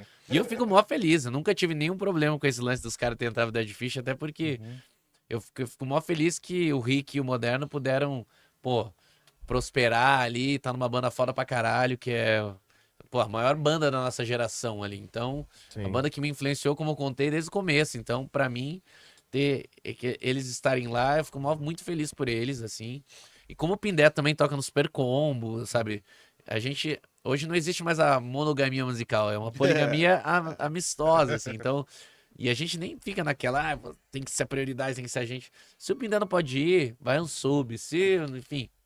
A gente tenta dar um jeito. Já desencanaram dessa parada de subir, né? E eu acho que o mais importante é manter esse time, assim. Então, mesmo que nem o Rick, o Moderno tenham saído do Sugarcane, eles ainda são, a gente tem grupo junto, a gente é irmão do tudo do mesmo jeito, assim. O Rick, volta e meia, participa de uma coisa, o Moderno já participou também. Logo, os discos que eles fizeram comemorar 10, 20 anos, e aí vou começar a ter que fazer as participações nos discos. E acho que é uma família, tipo, a cena hardcore acabou sendo uma família nossa, assim, não só as bandas, a nossa banda, mas as outras bandas, pô, todo mundo é muito amigo, sou muito amigo do Rodrigo, sou muito amigo do Gabriel Santos, sou muito amigo, enfim, da galera Garage Fuzz, galera do Pense, a galera do Bayside Kings, então, pra mim como eu tô ficando velho, mais nostálgico, hoje eu vejo como, que bom ter fazer parte dessa cena e ter essas pessoas ao redor, assim. Vocês perceberam que vocês viraram os old schools da parada? Tipo... Sim. Depois que a gente fez 20 anos, a gente nunca mais teve down. Isso foi uma coisa que eu percebi. Que uma banda, até chegar aos 20 anos, sofre muito. Porque você é um anti-herói por várias vezes, assim. Foi o herói no começo, depois mas depois de 20 anos você vira um clássico, assim. Então, tem down, só que o down não é mais tão down, assim. Tipo, esse show aí foi...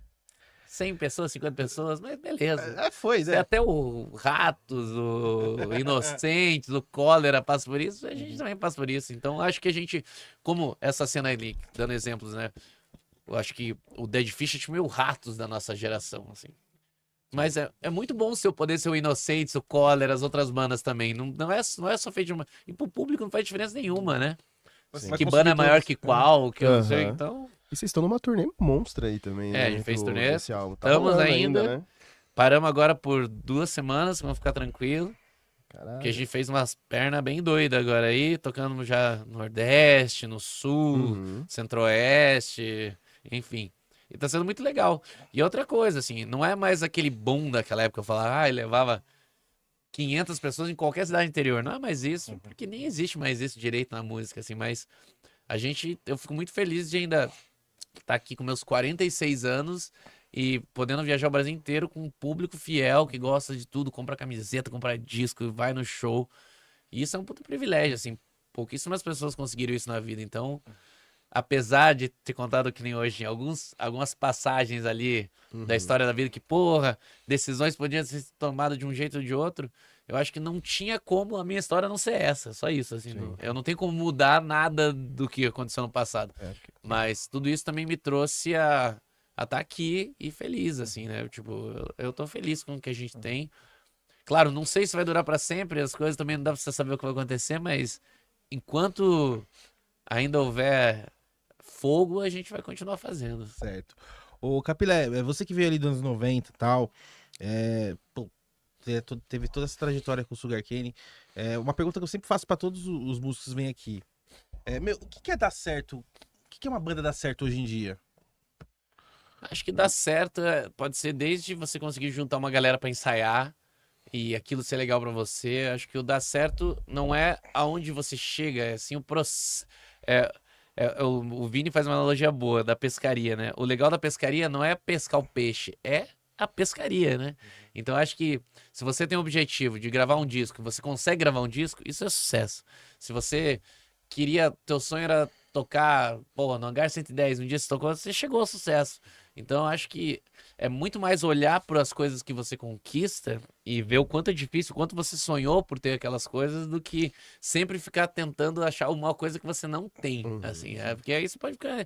Eu posso olhar, por exemplo, hoje para bandas que eu vi desse tamanho tocando com a gente e hoje lotam o Allianz Parque e pensar, nossa, eu sou um fracassado. Não, é diferente, assim, eu acho que cada um tem o seu caminho. Pô, eu admiro tanta gente, porra, o Koala, André Nitrominds, essas coisas. Eles não são os caras que mais levaram público da nossa cena, mas, cara, são pessoas, pra mim, que são um sucesso, por exemplo, sacou?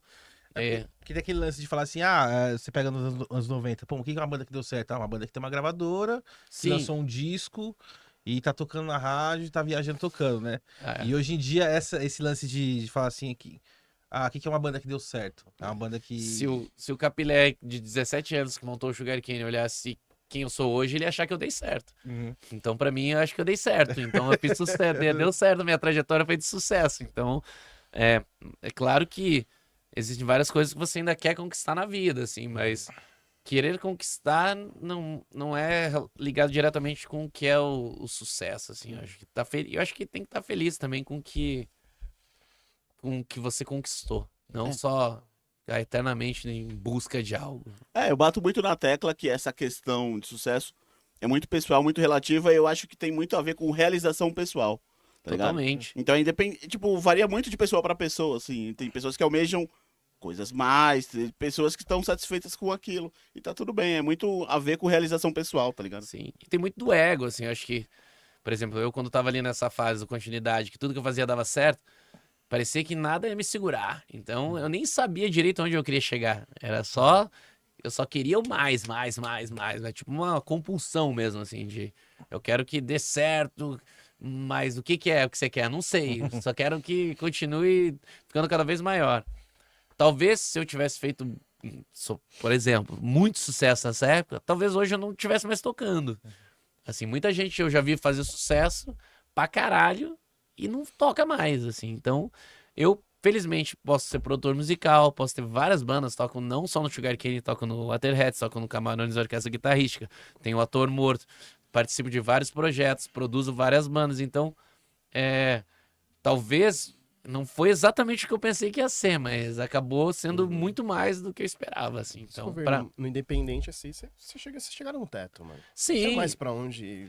E até igual o Bitcoin, tá ligado? Vai subir, o que a chega gente uma hora que falou. tá correção, né? Até Tá ligado? assinar com uma gravadora a gente conseguiu depois de 20 anos, então deu tudo certo. Não tem mais nada que eu tenha desejado que não deu certo. Ô, Capilé, mano, e o Costela veio quando, velho? Quando é que apareceu Costela Costela ele é de Vida? 2009, quem fundou ele foi o Chuck Hipólito, né? O grande Grande Hipólito. Chuck. E meu síndico, mora no meu prédio, é síndico do meu prédio. E já foi meu sócio por muito tempo ali no Costela. Eu entrei em 2014, bem nessa fase ali que o Sugar Cane tava meio parando. O Sugar Cane gravou com ele em 2012, 2010. Então eu comecei a me aproximar. E eu soube pela Débora Babilônia, do Deb and the Mentals, que o Chuck tava querendo fechar o Costela. E eu tinha acabado de pedir demissão de uma agência de publicidade que eu trabalhava. Pedi demissão não, fui mandado embora, na verdade. E aí, eu tava ali com uma grana extra, que não me garantia muito tempo. Falei, pô, Chuck, você não quer que eu dê uma força aí, a gente mantenha o estúdio? E entrei como sócio dele. E comecei a gravar as bandas, né? A primeira coisa que eu gravei foi o Waterheads, a minha própria banda. Então, Mas até ali você já tinha aquela pegada de mixagem, masterizagem, aquele... eu sempre produzi junto as coisas, né, das bandas que eu tinha, mas eu não era o que colocava a mão na massa. Sim. Eu comecei a colocar a mão na massa um pouquinho antes de eu ser sócio do Costela. E aí, quando eu virei sócio do Costela, eu comecei a pôr a mão na massa, produzir as bandas e estudar bastante, né? Demorei muito tempo até conseguir ter uma confiança para começar a trabalhar e a galera confiar no meu trabalho também, assim, né? Porque eu lembro que quando eu comecei a estudar mixagem, masterização e tal, produção, eu lembro que eu tava procurando muito na internet conteúdo, alguma coisa assim, muito mais voltado pro hardcore, pro punk, assim, e não tinha nada referente assim. Sim. E eu vi você postando algumas coisas no Instagram. Ah, E eu isso falei, não sei se você nem vai lembrar, mas eu tinha na mandado. pandemia que eu tava fazendo isso aí, Isso. né? Aí eu tinha até mandado mensagem, eu falei assim, o Capilé, mano, põe no YouTube isso, mano. Que você tava produzindo, eu falei, porra, cara, a maior referência de hardcore, Eu assim. até fiz um curso nessa época aí, porque era a pandemia foi a época dos cursos, né? Todo mundo todo tinha. mundo. E aí. Mas era mais porque eu fiz alguns cursos gringos e eu via que não tinha muito conteúdo em português para essas coisas. Então. E o pouquinho que você já postava lá, assim, que você E eu já vi abria a mente o já. impacto disso que eu tive, assim. Então, eu tive que estudar muito mais ainda, porque eu comecei a ver que eu tava num lugar com alguém que tava começando a ensinar alguma coisa pros outros, mas eu falei, cara, eu não tenho essa moral não de ser essa pessoa, então eu vou ter que estudar mais. Eu comecei a estudar mais. E eu acho que, pra mim, assim, só começou, que eu considero que eu tenho confiança no meu trabalho, assim, foi de 2019 pra cá, assim. Eu fiquei muito tempo ali, tentando, algumas vezes acertando e muitas vezes errando, né? E assim, pra quem quer. Porra, eu queria produzir muito, tipo, mais hardcore, mais, tipo, um som mais punk, mais metal. E, meu, e dificilmente você acha algum material assim em português Sim. referente a isso, a te ensinar um pouco mais sobre produção. E quando eu vi você, foi, meu Deus, Capilé. Até mandei mensagem, foi Capilé, mano, põe no YouTube, isso faz um vídeo no Vou te mandar o YouTube. link do meu curso. Presente, né? Aquele, Vire um produtor em é, 3 meses. sempre com aquelas frases mágicas. E Aprenda a ser um produtor profissional. canal. E na internet, no YouTube tinha muita coisa assim, vai mais pra rock pop. Fragmentada, assim, E você fica pra você que tá começando, você fica muito perdidão, assim. Era o discurso que eu fazia, né, pra venda do curso. As informações estão muito fragmentadas. Você precisa, com a minha metodologia, com certeza você vai ser. E realmente uma metodologia que faz você sair do zero, porque cria um fluxograma Sim. que é uma parte meio estrutural, assim, né? E pra quem tá perdido, aí vê o cara lá É gravando. um curso bem básico, é pra quem não sabe, pra começar a saber fazer, assim. E era aquela coisa, assim, que aprender uma coisinha aqui, aí você vai ver um vídeo aqui, o cara tá usando não sei o que da Waves lá, aí você, cara, eu preciso de um plugin, vou craquear essa porra. Aí você craqueia, tenta fazer e não fica igual. Aí você fica, mano, o que tá acontecendo? Meu Vai- cartão de crédito que eu digo, até hoje eu caio nessa, eu fico comprando, vejo um vídeo do cara com um plugin novo, vou falar, meu, vou ter que comprar essa porra, vai facilitar a minha vida. Eu vi um vídeo acho que foi do Rick Bonadio, ele tava mixando uma mina cantora lá. E ele tava lá, não, vou fazer a mixagem aqui ao vivo aqui pra vocês verem, ele tá ali abrindo uma live lá. Aí ele tá mixando lá, né? Daí, não sei o que, daí os caras perguntaram assim, ô Rick, que plugin que você usa? Aí o Rick falou assim, não, eu não uso plugin, eu odeio plugin, não gosto de plugin, meu negócio é aqui na mesa, aqui não sei o que. Aí o cara postou pra falar também com uma mesa de 5 milhões de dólares, por que você precisa de plugin? Plugin não precisa, né? Essa é uma SSL igual a do Midas, né? O Ignorância Pluralística do Sugar Cane foi mixado lá no Midas, na mesa do Rick Bonadio. Ó, que legal, cara. Foi o Daniel, Daniel Pampuri e o Lê, que é dono do Ecorde, um estúdio, que produziram esse disco. E o Lê que mixou. E a gente escolheu mixar lá só porque tinha SSL, não pra ter o som do Rick Bonadio, que não é a estética que eu admire na produção musical. E agora, com todo esse tempo de produção, a mixagem você termina ou você abandona? Eu termino. Termina? Hoje mesmo mixei 2 músicas antes de vir pra cá. Mas é que eu não sofro mais tanto, que eu aprendi que, primeiro, esse lance da metodologia faz você ser prático, assim. Você não tem que ficar batendo muito martelo. Então, muita coisa eu já resolvo muito na gravação. Eu tento gravar muito bem já das coisas pra não ter que fazer tanta coisa depois. E outra, nunca a Mix 01 vai ser a final. Então, eu chego no momento que eu levantei o som, é isso aqui, mando pra banda, porque eu sei que vai voltar. Ah, aumenta isso aqui, abaixa isso aqui, isso aqui. E nisso aí eu consigo. Eu tenho de novo tempo pra finalizar essas coisas, mas geralmente o som geral eu não sofro mais. Eu acho que é a graduação do mixador, é quando ele para de sofrer com mixagem e aprende que você já tem o teu som. É só isso. Assim, eu não sou o melhor e nem o mais rápido e nem o mais. Enfim, mais nada, mas eu tenho o meu som. Assim, então as pessoas que vêm trabalhar comigo já conhecem o que eu faço, então. É isso. O Rafa, ele fala pra mim que, assim, que o lance do produtor, né? Que o produtor sempre deixa uma marcazinha dele, assim, no disco, né? Tipo, Sim. você precisa saber falar, ó, isso aqui foi uma produção de tal, né? É. Você tem esse lance também? A minha marca é uma esquizofrenia musical, porque eu falo que eu sou o pior produtor, mercadologicamente falando, porque eu sempre tento entender o artista e não aplicar fórmula, assim. Eu não tenho uma fórmula que eu uso para todos os artistas para produzir. Ao contrário, eu falo, esse cara aqui, nossa, isso aqui parece meio Fontaines DC, então eu vou estudar tudo, escutar todas essas referências que eu acho que é parecido com isso e tentar tirar esse som. Porque eu sou mais um produtor que eu não interfiro tanto musicalmente, eu gosto mais de tirar som. Eu gosto de tirar que fique com a sonoridade daquilo que aquele tipo de som busca, assim. Se a banda é garagem, vai ser tosqueira, gravando com 3 microfones na bateria. Se a banda é super, quer ser um som Nickelback, é outra produção, é outra coisa. Então, eu tento entender o artista e aplicar o conhecimento que eu tenho de acordo com a estética do que ele quer, assim, do que ele é. Não tentando transformar todas as bandas na mesma banda, assim. Até eu acho que essa assinatura aqui na a pergunta que o Pimenta fez, eu acho que é que nem você falou. Quem vai gravar com você quer o tipo de som que você tira. Sim. Né? Então acho que essa talvez seja Ele a sua conheceu alguma assinatura, banda tá que eu ligado? fiz que ele gostou, então geralmente é isso. E o som, né? Mas se Pô, você antes for olhar de meu tá- portfólio, você fala, nossa, não tem nada a ver com a outra. É assim, mesmo? assim, Entendi. Achei que tinha. Tem meio de- hardcore, tem tipo pop, tem disco de trap, tem disco de um monte de coisa, você imagina. Uhum. Ô, Camila, qual que é a maior dificuldade que as bandas têm ali na hora que vai gravar? Assim que você percebeu gravando há bastante tempo. Você fala, putz, os caras tá tendo mais dificuldade nessa parte aqui. Muita bateria, né? Eu gravo muito ainda banda com baterista, né? Porque não é tão normal hoje em dia, né?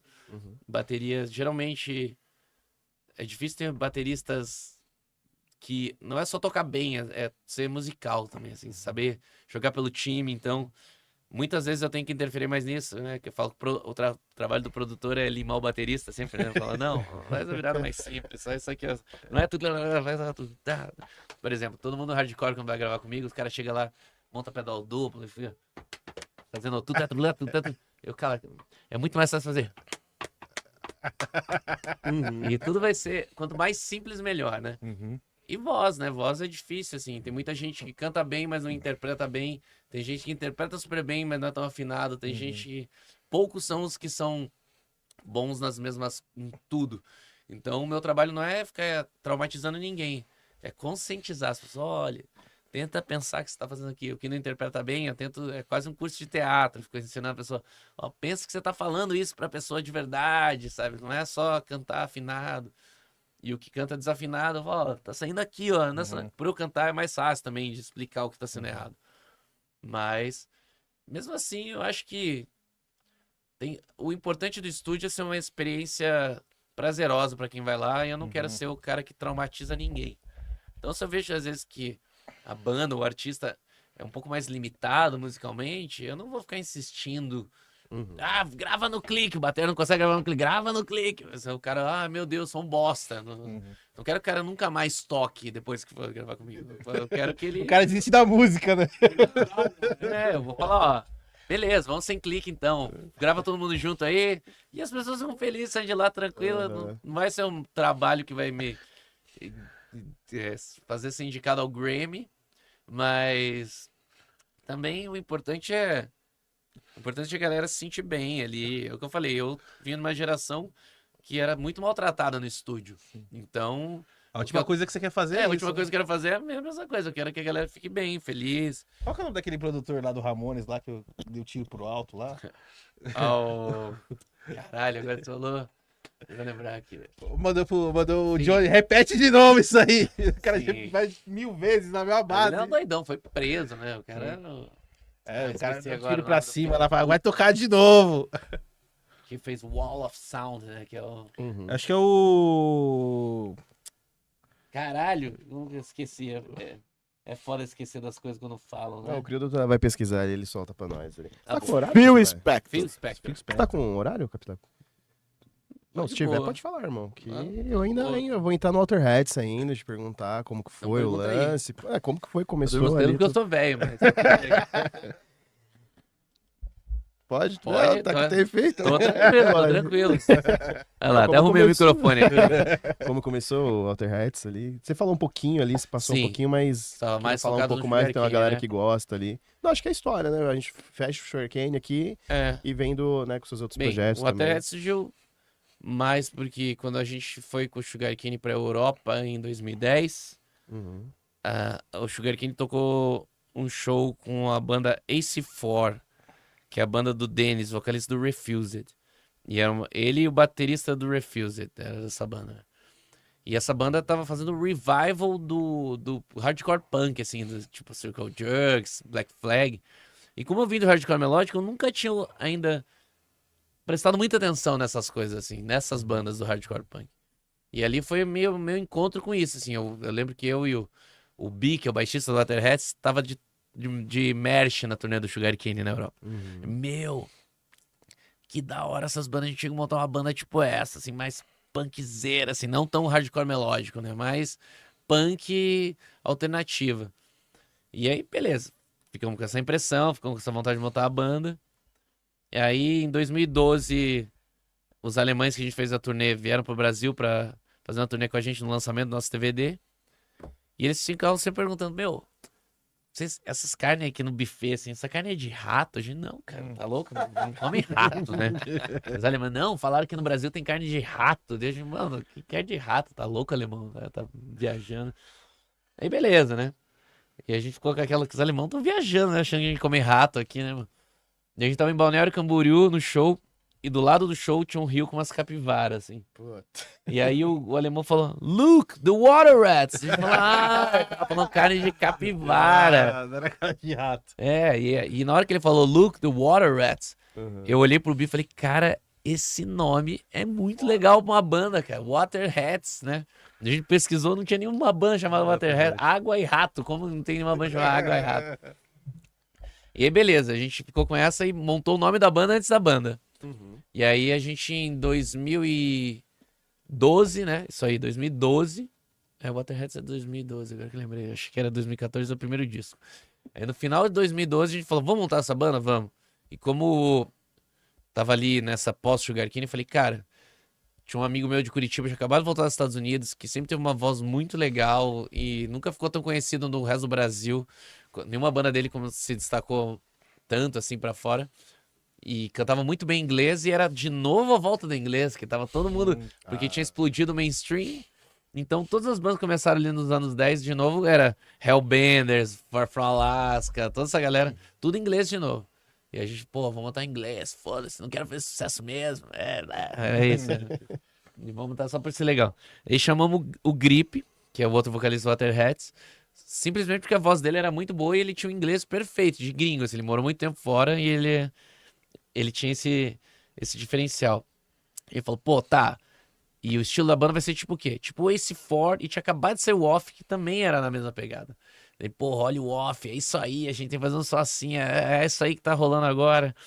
vamos nessa. E aí a gente falou, quem que vai ser o batera, cara? Puta, batera.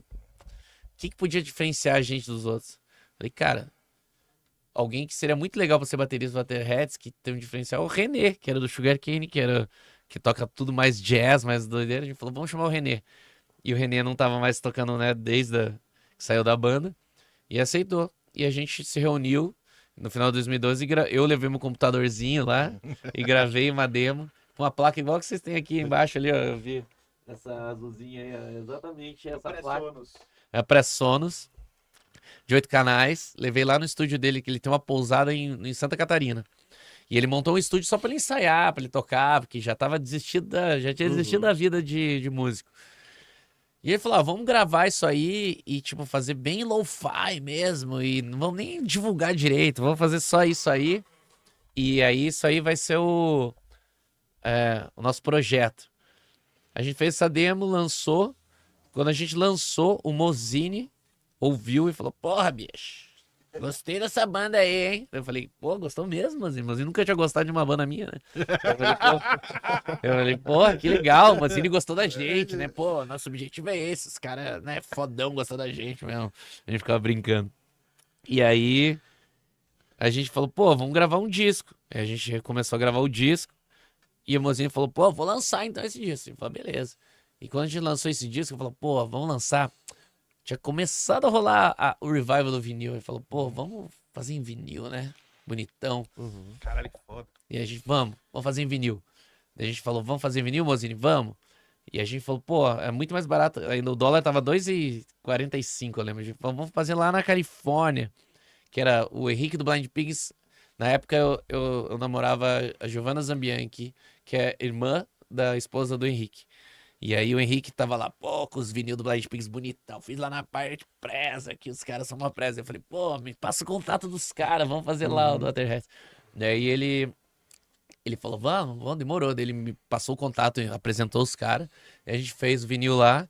A gente falou, pô, pra buscar o vinil, vale a pena a gente fazer uma turnê. Daí a gente foi pra lá, fez uma turnê pra pegar o vinil, voltou. E quando lançou esse disco pela Laja, a gente começou a atingir um público que não tinha nada a ver com o do Sugar Cane. Esse que é o lance, assim. A gente começou primeiro, a galera do Mundo Laja Records abraçou a gente, assim. Tipo, virou uma banda querida pela galera mais ali do hardcore punk, do crust. E a gente falou, nossa, o Mozini falava, vocês são as ovelhas brancas da gravadora.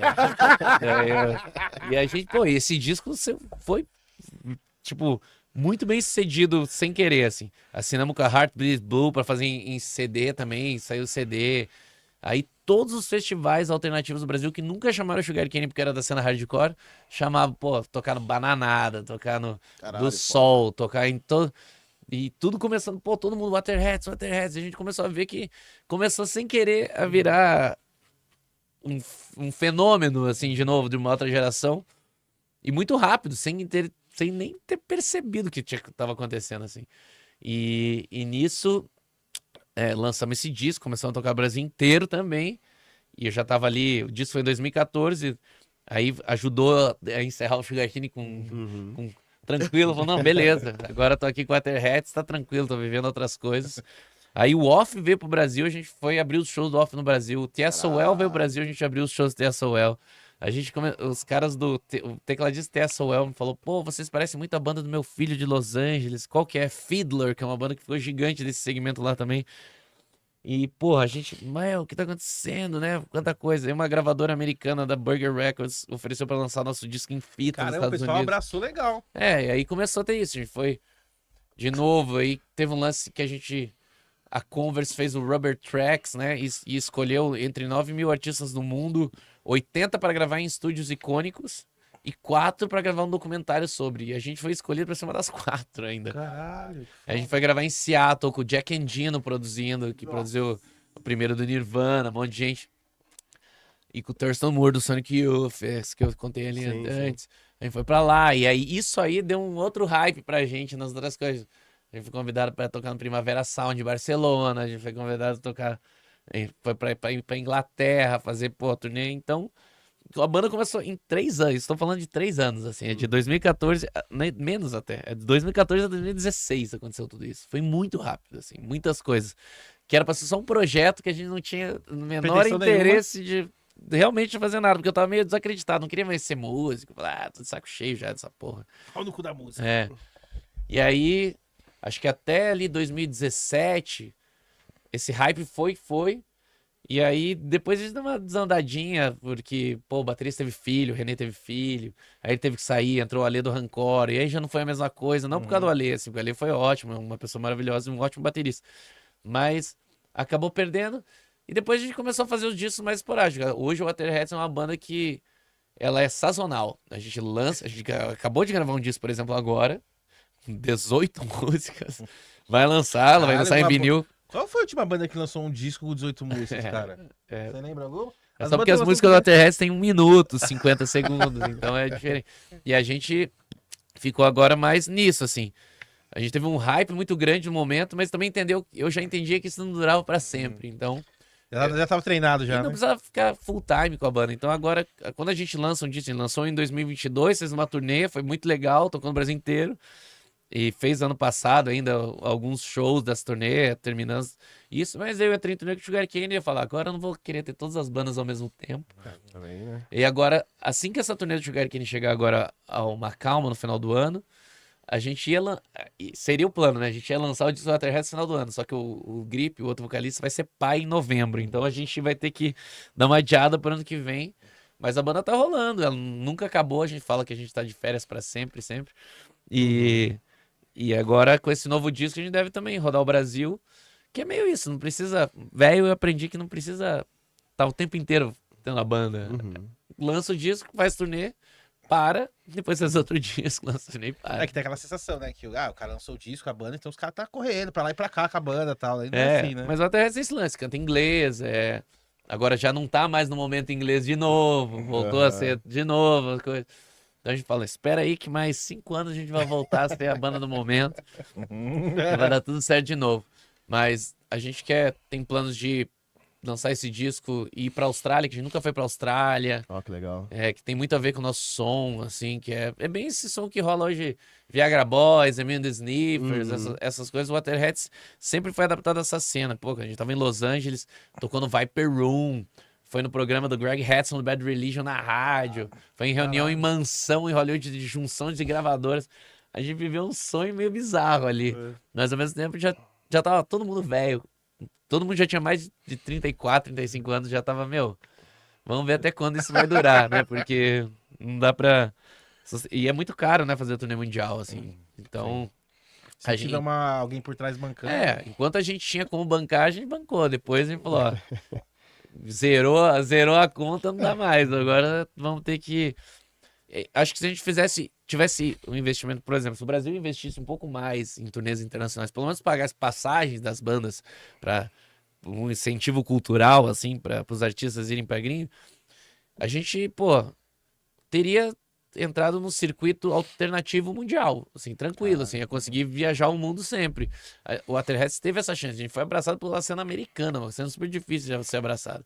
Tava junto com a galera do DLC, Ty Segall, enfim, um monte de gente que era dessa cena no nosso rolê, na hora que tava acontecendo tudo, assim, era como a mesma coisa que nos anos 90 eu tivesse com o NoFX, com o Pennywise, ao mesmo tempo com o Sugar Cane, assim, então foi um lance que foi um grande sonho, mas essa aí eu não tenho arrependimento porque a gente fez tudo, a gente não deixou de fazer, a gente foi pra lá, fez a turnê, conheceu a galera, viveu as coisas, e ainda tem história pra contar. Vamos ver o que os próximos discos nos proporcionam. Você acha que é essencial pro músico, mano? Tipo assim, ter uma segunda banda, assim, pra poder descarregar tudo que ele não consegue descarregar? Ter outras bandas, sim. Não dá.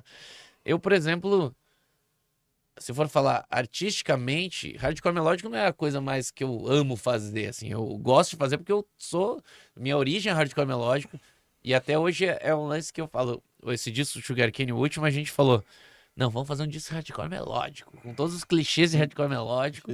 Tanto que as músicas que a gente fazia, às vezes, nem eram tão, a gente transformava tipo um Me First and the Gimme Gimmes da gente mesmo, assim. A gente falava, não, essa tá elementar demais, tá na hora de deixar ela hardcore melódica.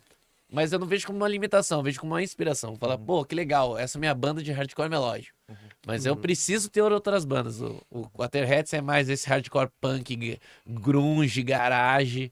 O Camarões, a orquestra guitarrística, que é instrumental, pra mim é outra onda, que tem cúmbia, tem, Eu ia te perguntar dela agora. tem Qual que é a influência da guitarrada. Camarões? É uma banda que já existia, Uhum. que eu entrei como guitarrista depois, graças ao Waterheads. Aham. Que abriu- O Waterheads que bastante abriu caminho, a né? porta pra entrar no Camarões. A galera que é do Camarões, eles fazem um Festival do Sol em Natal, que é um dos maiores festivais independentes também que tem no Brasil. E eles já me conheciam porque o Foca, que é outro guitarrista do Camarões, ele fez os primeiros shows do Sugarcane em Natal. Então, a gente já se conhecia há muito tempo. E quando eles tiveram que trocar de guitarrista, ele me convidou para ser um sub do Sudeste, assim. Porque eles, estamos cansados de ter toda hora que viajar com guitarrista e toda hora os guitarristas saem. Eu entrei como sub do Sudeste faz 10 anos agora, em 2015. E aí, em pouco tempo na banda, e eu nunca fui guitarrista solo, e nessa banda eu sou um guitarrista solo. Daquele jeito, né? Usando os efeitos, usando tudo que eu tenho a meu favor.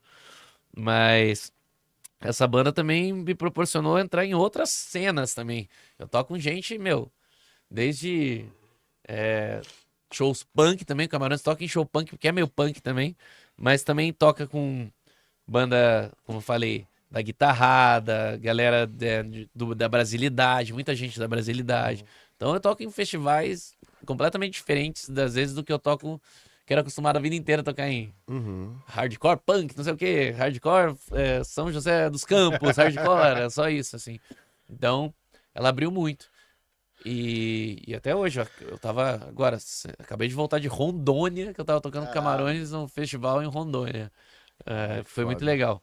Então, e o Camarões também, eu viajei pra Europa, viajei pra América do Sul, pros Estados Unidos, a gente faz show em vários lugares, assim. Então, e por ser instrumental, não tem a barreira da língua, né? Então é muito legal, verdade. assim, a gente consegue fazer muita coisa. E além do Camarões, eu também tenho um projeto que eu montei que era Ator Morto, que quando o Waterheads deu uma baixa ali, eu resolvi montar uma coisa que era mais um rock em português, rock mesmo, assim, né? Você não consegue ficar parado, né? Você tem que ter uma banda. Né? Hoje eu consigo, né? Naquela época eu não conseguia. A pandemia me ensinou a ficar parado e eu gostei muito. E o Ator Morto, como é que veio, velho? Veio porque eu tava. O Sugarcane tava parado, o Waterheads tava numa fase que tava meio. Todo mundo meio de saco cheio, falar, vamos dar um tempo aí, porque fizemos muita coisa nos últimos anos. E eu tava numa fase muito junk, assim, vivia drogadaço, bêbado, por isso chama Ator Morto até. Assim, porque que era como eu me sentia na época, assim. E eu sempre odiei o Oasis, as coisas assim. E eu tava nessa época, eu tava amando o Oasis. Eu falei, nossa, o Oasis, essas coisas. Daí eu queria montar uma banda de rock, tipo Beatles, principalmente, assim, que eu sempre gostei muito. E o Ator Morto veio disso, querendo fazer quase um. Eu não sou um rock gaúcho porque eu não sou gaúcho, mas é tipo isso, assim, um rock clássico que eu nunca tinha feito também e também me abriu pra outras coisas, assim, fez eu cantar muito melhor. Hoje a galera, nossa, o disco do Sugarcane tem muitos backings, todas as coisas perfeitas. O baixista do Sugarcane, ele tocava comigo no Ator Morto, então ele veio do Ator Morto pro Sugarcane agora. E a gente que entrou nessa de abrir vozes pra caralho. Então, o disco novo do Sugarcane só tem tantas vozes graças ao Ator Morto, porque o Ator Morto era ser tipo Beatles, abrindo toda hora. Sobe o lado esquerdo, outro É. direito. Só que a gente falava, mirava nos Beatles e parecia roupa nova, né? Porque quando você canta em português, você percebe que tinha uma música, nossa, aqui é muito. Tinha as bandas que a gente gostava de garagem, tipo Ty Segall, The Cis, super cool, assim. A gente querendo fazer em português, parecia Barão Vermelho. Daí a gente falou, pô, esses caras então também estavam tentando fazer uma coisa cool. E quando canta em português, fica tipo, parece um Barão Vermelho. Mas é um projeto que a pandemia meio minou ele, assim. Ele tava indo bem, já tava começando a tocar pelo Brasil, tocamos em alguns festivais também. Que as portas, né, eu já conhecia as pessoas. É tudo mais fácil quando tá mais né? Era só, minha banda nova, põe aí. Era assim, né? Mas a galera abraçou também. Só que a pandemia meio. Bruxou tudo também. Era uma banda muito nova, não tinha um legado ainda. Assim, então, não. Depois disso, ainda está viva. O Ator Morto está vivo. Mas. Só tá descansando. Ele só tá descansando, daqui a pouco ele volta. Mas é isso, é um projeto, é mais um projeto. Então, a gente provavelmente vai fazer mais discos e na hora que eu tiver de saco cheio de todas as minhas bandas pesadas, eu vou querer ser o Roupa Nova de novo. Já tô querendo. Eu gosto muito do Maglore, uma banda brasileira que, pô, faz um som exatamente na onda que o Ator Morto tentava fazer, só que faz bem melhor que eu tô morto. E eu acabei de tocar com uma Glória agora em Rondônia. E eu já voltei falando pra minha mina, assim, falando, eu acho que eu vou voltar a gravar um disco. Eu tô muito afim de fazer um disco sem distorção nenhuma na guitarra. Tá? Quero fazer um disco bem cantadão. E é isso. Por isso que a tua pergunta é importante ter outras bandas, porque você acaba descobrindo facetas que você nem sabia que você tinha, né? E todas contribuem pra todas. É isso que eu lance. Assim. Eu acho que acaba te libertando musicalmente falando, né? Sim. E aí você vai pegando referências, é o que você falou. De repente, uma coisa que você nunca tinha pensado, porra, eu posso usar isso no Sugar Cane e nas outras Sim. bandas, né? E vira tudo uma bagunça completa ali. O Waterheads também usa todas as influências. O Waterheads é uma outra doideira de fazer música. A gente é tudo muito imediatista. Tem a ideia, leva no estúdio, escuta uma vez, fala, vamos fazer isso e isso, vamos. Daí senta lá, tenta. A primeira vez que acerta é a versão que você ouviu no disco. Isso. É essa. Massa. É tipo isso. Por isso que gravou 18 músicas. Né? A gente teve um convidado aqui, não lembro quem que foi, que ele falou que tinha um camarada dele que tocou numa banda por 15 anos, só tocou com aquela banda. Quando ele foi tocar em outra banda, o cara tava perdido, porque ele condicionou tanto tocar aquele trava, tipo de né? Você fica muito... som que ele não conseguia mais tocar outra coisa. Tem gente que fica muito feliz tendo uma banda só, assim, e tocando o mesmo som a vida inteira. Já deu pra ver ali, logo pelos indícios ali de Elementar, essas coisas, que não ia ficar muito feliz fazendo só aquilo. Até por isso que hoje o Sugar Cane não é tão mal resolvido quanto era naquela época. Porque eu tenho onde soltar essas coisas sem precisar usar a minha banda pra ter todas as bandas, que eu acho que é isso que eu fazia antes. Eu queria ter todas as bandas que eu gostava dentro da minha banda, que era o Sugar Cane. A gente tava até, antes de começar a gravar aqui, a gente tá até comentando esse tipo da banda acabar virando cover dela mesma. Você tem medo disso acontecer com o Sugar Cane? Bem, acho que graças ao nosso tino não comercial que a gente teve, é difícil, assim, porque virar um cover a gente não vai virar, assim, mas eu acho que hoje eu não me identifico com um músico que tenta copiar o que já fez, assim. Na verdade, se eu não tiver uma inspiração atual, assim, alguma coisa nova que me dê vontade de fazer aquilo, eu nem tenho mais vontade de gravar um disco e falar, tá bom já, tá aí, todo mundo só quer ouvir as músicas velhas mesmo. Eu acho que aqui mesmo a gente fala, lançamos 12 músicas novas, umas 3 vão ficar no show, mas no fundo a galera vai lá pra escutar Janeiro mesmo, essas coisas. Então, nem precisa fazer uma nova cover, já tem lá que todo mundo quer ouvir, né? Ô, Capilé, antes da gente encerrar, a gente vai pra aquelas 3 perguntinhas onde o convidado se arrepende de ter vindo. Opa, Capilé, tivesse um Armagedon aí, Armagedon não, é muito pesado, né? Um apocalipse zumbi Não aí. mudou nada, mesma coisa. Tá bom. se por acaso os Estados Unidos atacasse o Irã. Ah, droga, tá cru. Se pudesse, sei lá, salvar 3 discos, quais os 3 discos que o Alexandre Capilé salvaria? Please. Pode falar. Lembrando que são os 3 que você vai ver pro resto da vida. Tá bom. Os 3 discos que você vai ouvir pro resto da vida. Please Me, dos Beatles, que é o meu primeiro disco, que eu gostei muito. Autolandos da Muro, do The Police, que eu gosto muito também. E Recipe for Hate, do Bad Religion. Foda. Agora veio o Strike. E um que você gravou? Que eu gravei, que eu levaria... Independente das bandas. Um que você Ugly gravou. by Nature, do Waterheads. Ó. Os fãs de Sugar Cane agora vão... Escorreu uma lágrima agora. O problema é deles. Eles podem vir aqui e falar, né? Mas tá certo. Capilé, brigadão aí pra você ter Obrigado a colado vocês, aí, mano. pô. Porra, legal pra caralho poder trocar ideia com você, conversar com Eu você. falo sobre muito, então foi mal aí se eu falei demais. Não, que isso, pô, legal pra caramba, velho. Novamente, obrigado aí por você ter vindo. Porra, eu que sou um molecaço lá, ia no show do Sugar Cane no Hangar, no Black Jack, pô. Você que ficou triste agora que eu falei Ugly by Nature aqui do Eu não queria demonstrar que fui eu, mas... Queria que eu falasse por nossa paz. Brigadão, viu, Capilé? Obrigado a vocês, pô. Prazer estar aqui. Cara, agradeço também por ter colado aí, papo foda. E, cara, desejo tudo de bom aí, que venham mais bandas. De banda eu tô de boa. Mas disso tá bom. Você viu aquela quando alguém te chama pra uma banda? O Capilé, tô com uma banda aqui, você não quer estar... Ah, falou, hoje em dia não entro mais em banda, não. Eu gravei um disco solo que eu não lancei, eu gravei já há 2 anos. Que eu gravei tudo, bateria, guitarra, todas as coisas. Foda. Eu acho que esse ano eu vou lançar ele, então essa é a minha última banda nova. Você pode dar um spoiler, assim, da pegada sonora? Ele é mais parecido... É em português. Uhum. tem um pouco de tudo que eu faço. Assim. É meio punk, é meio alternativo também. Não é hardcore melódico. Até porque se eu cantar hardcore melódico em português vira Sugarcane, né? Então, e como eu gravei tudo, tem esse lance, né? Ser meio limitado nos instrumentos que eu não sou tão bom, como bateria, essas coisas. Mas eu, como sou o dono do estúdio, eu sei camuflar essas coisas muito bem, né? Então,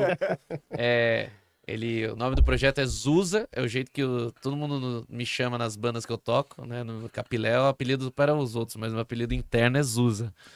Velho Zusa, né? Chato pra caralho. E eu devo... Esse ano, eu não tava mais a fim de lançar, fiz mais porque tava com vontade de fazer, fiz todas as músicas uma época e falei, tô com tempo livre no estúdio, vou gravar. Mas esse ano surgiu uma oportunidade, uma amiga minha vai lançar um disco em setembro solo também. Ela era vocalista, a Dani, vocalista do Blasphemy, lá do Rio.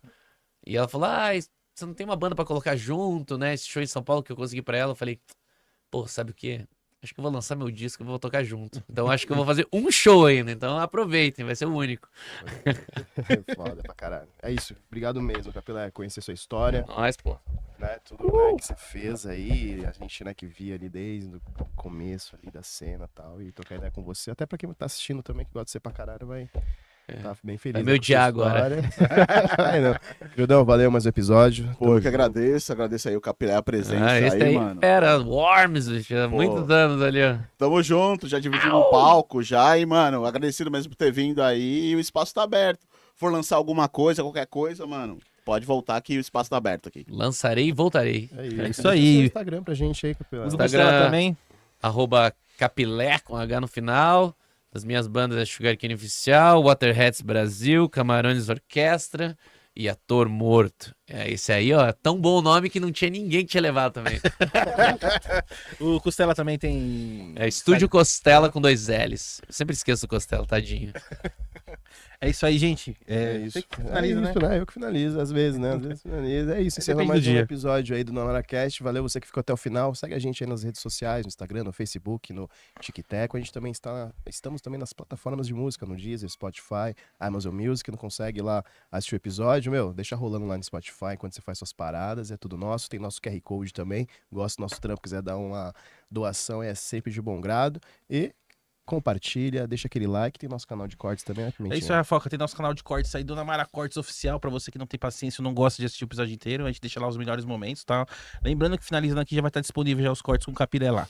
É isso aí, gente. É isso. Valeu. Não corte o cabelo, hein? Só os cortes da... Falou, gente. Galera, Falou. valeu. Ô, irmão,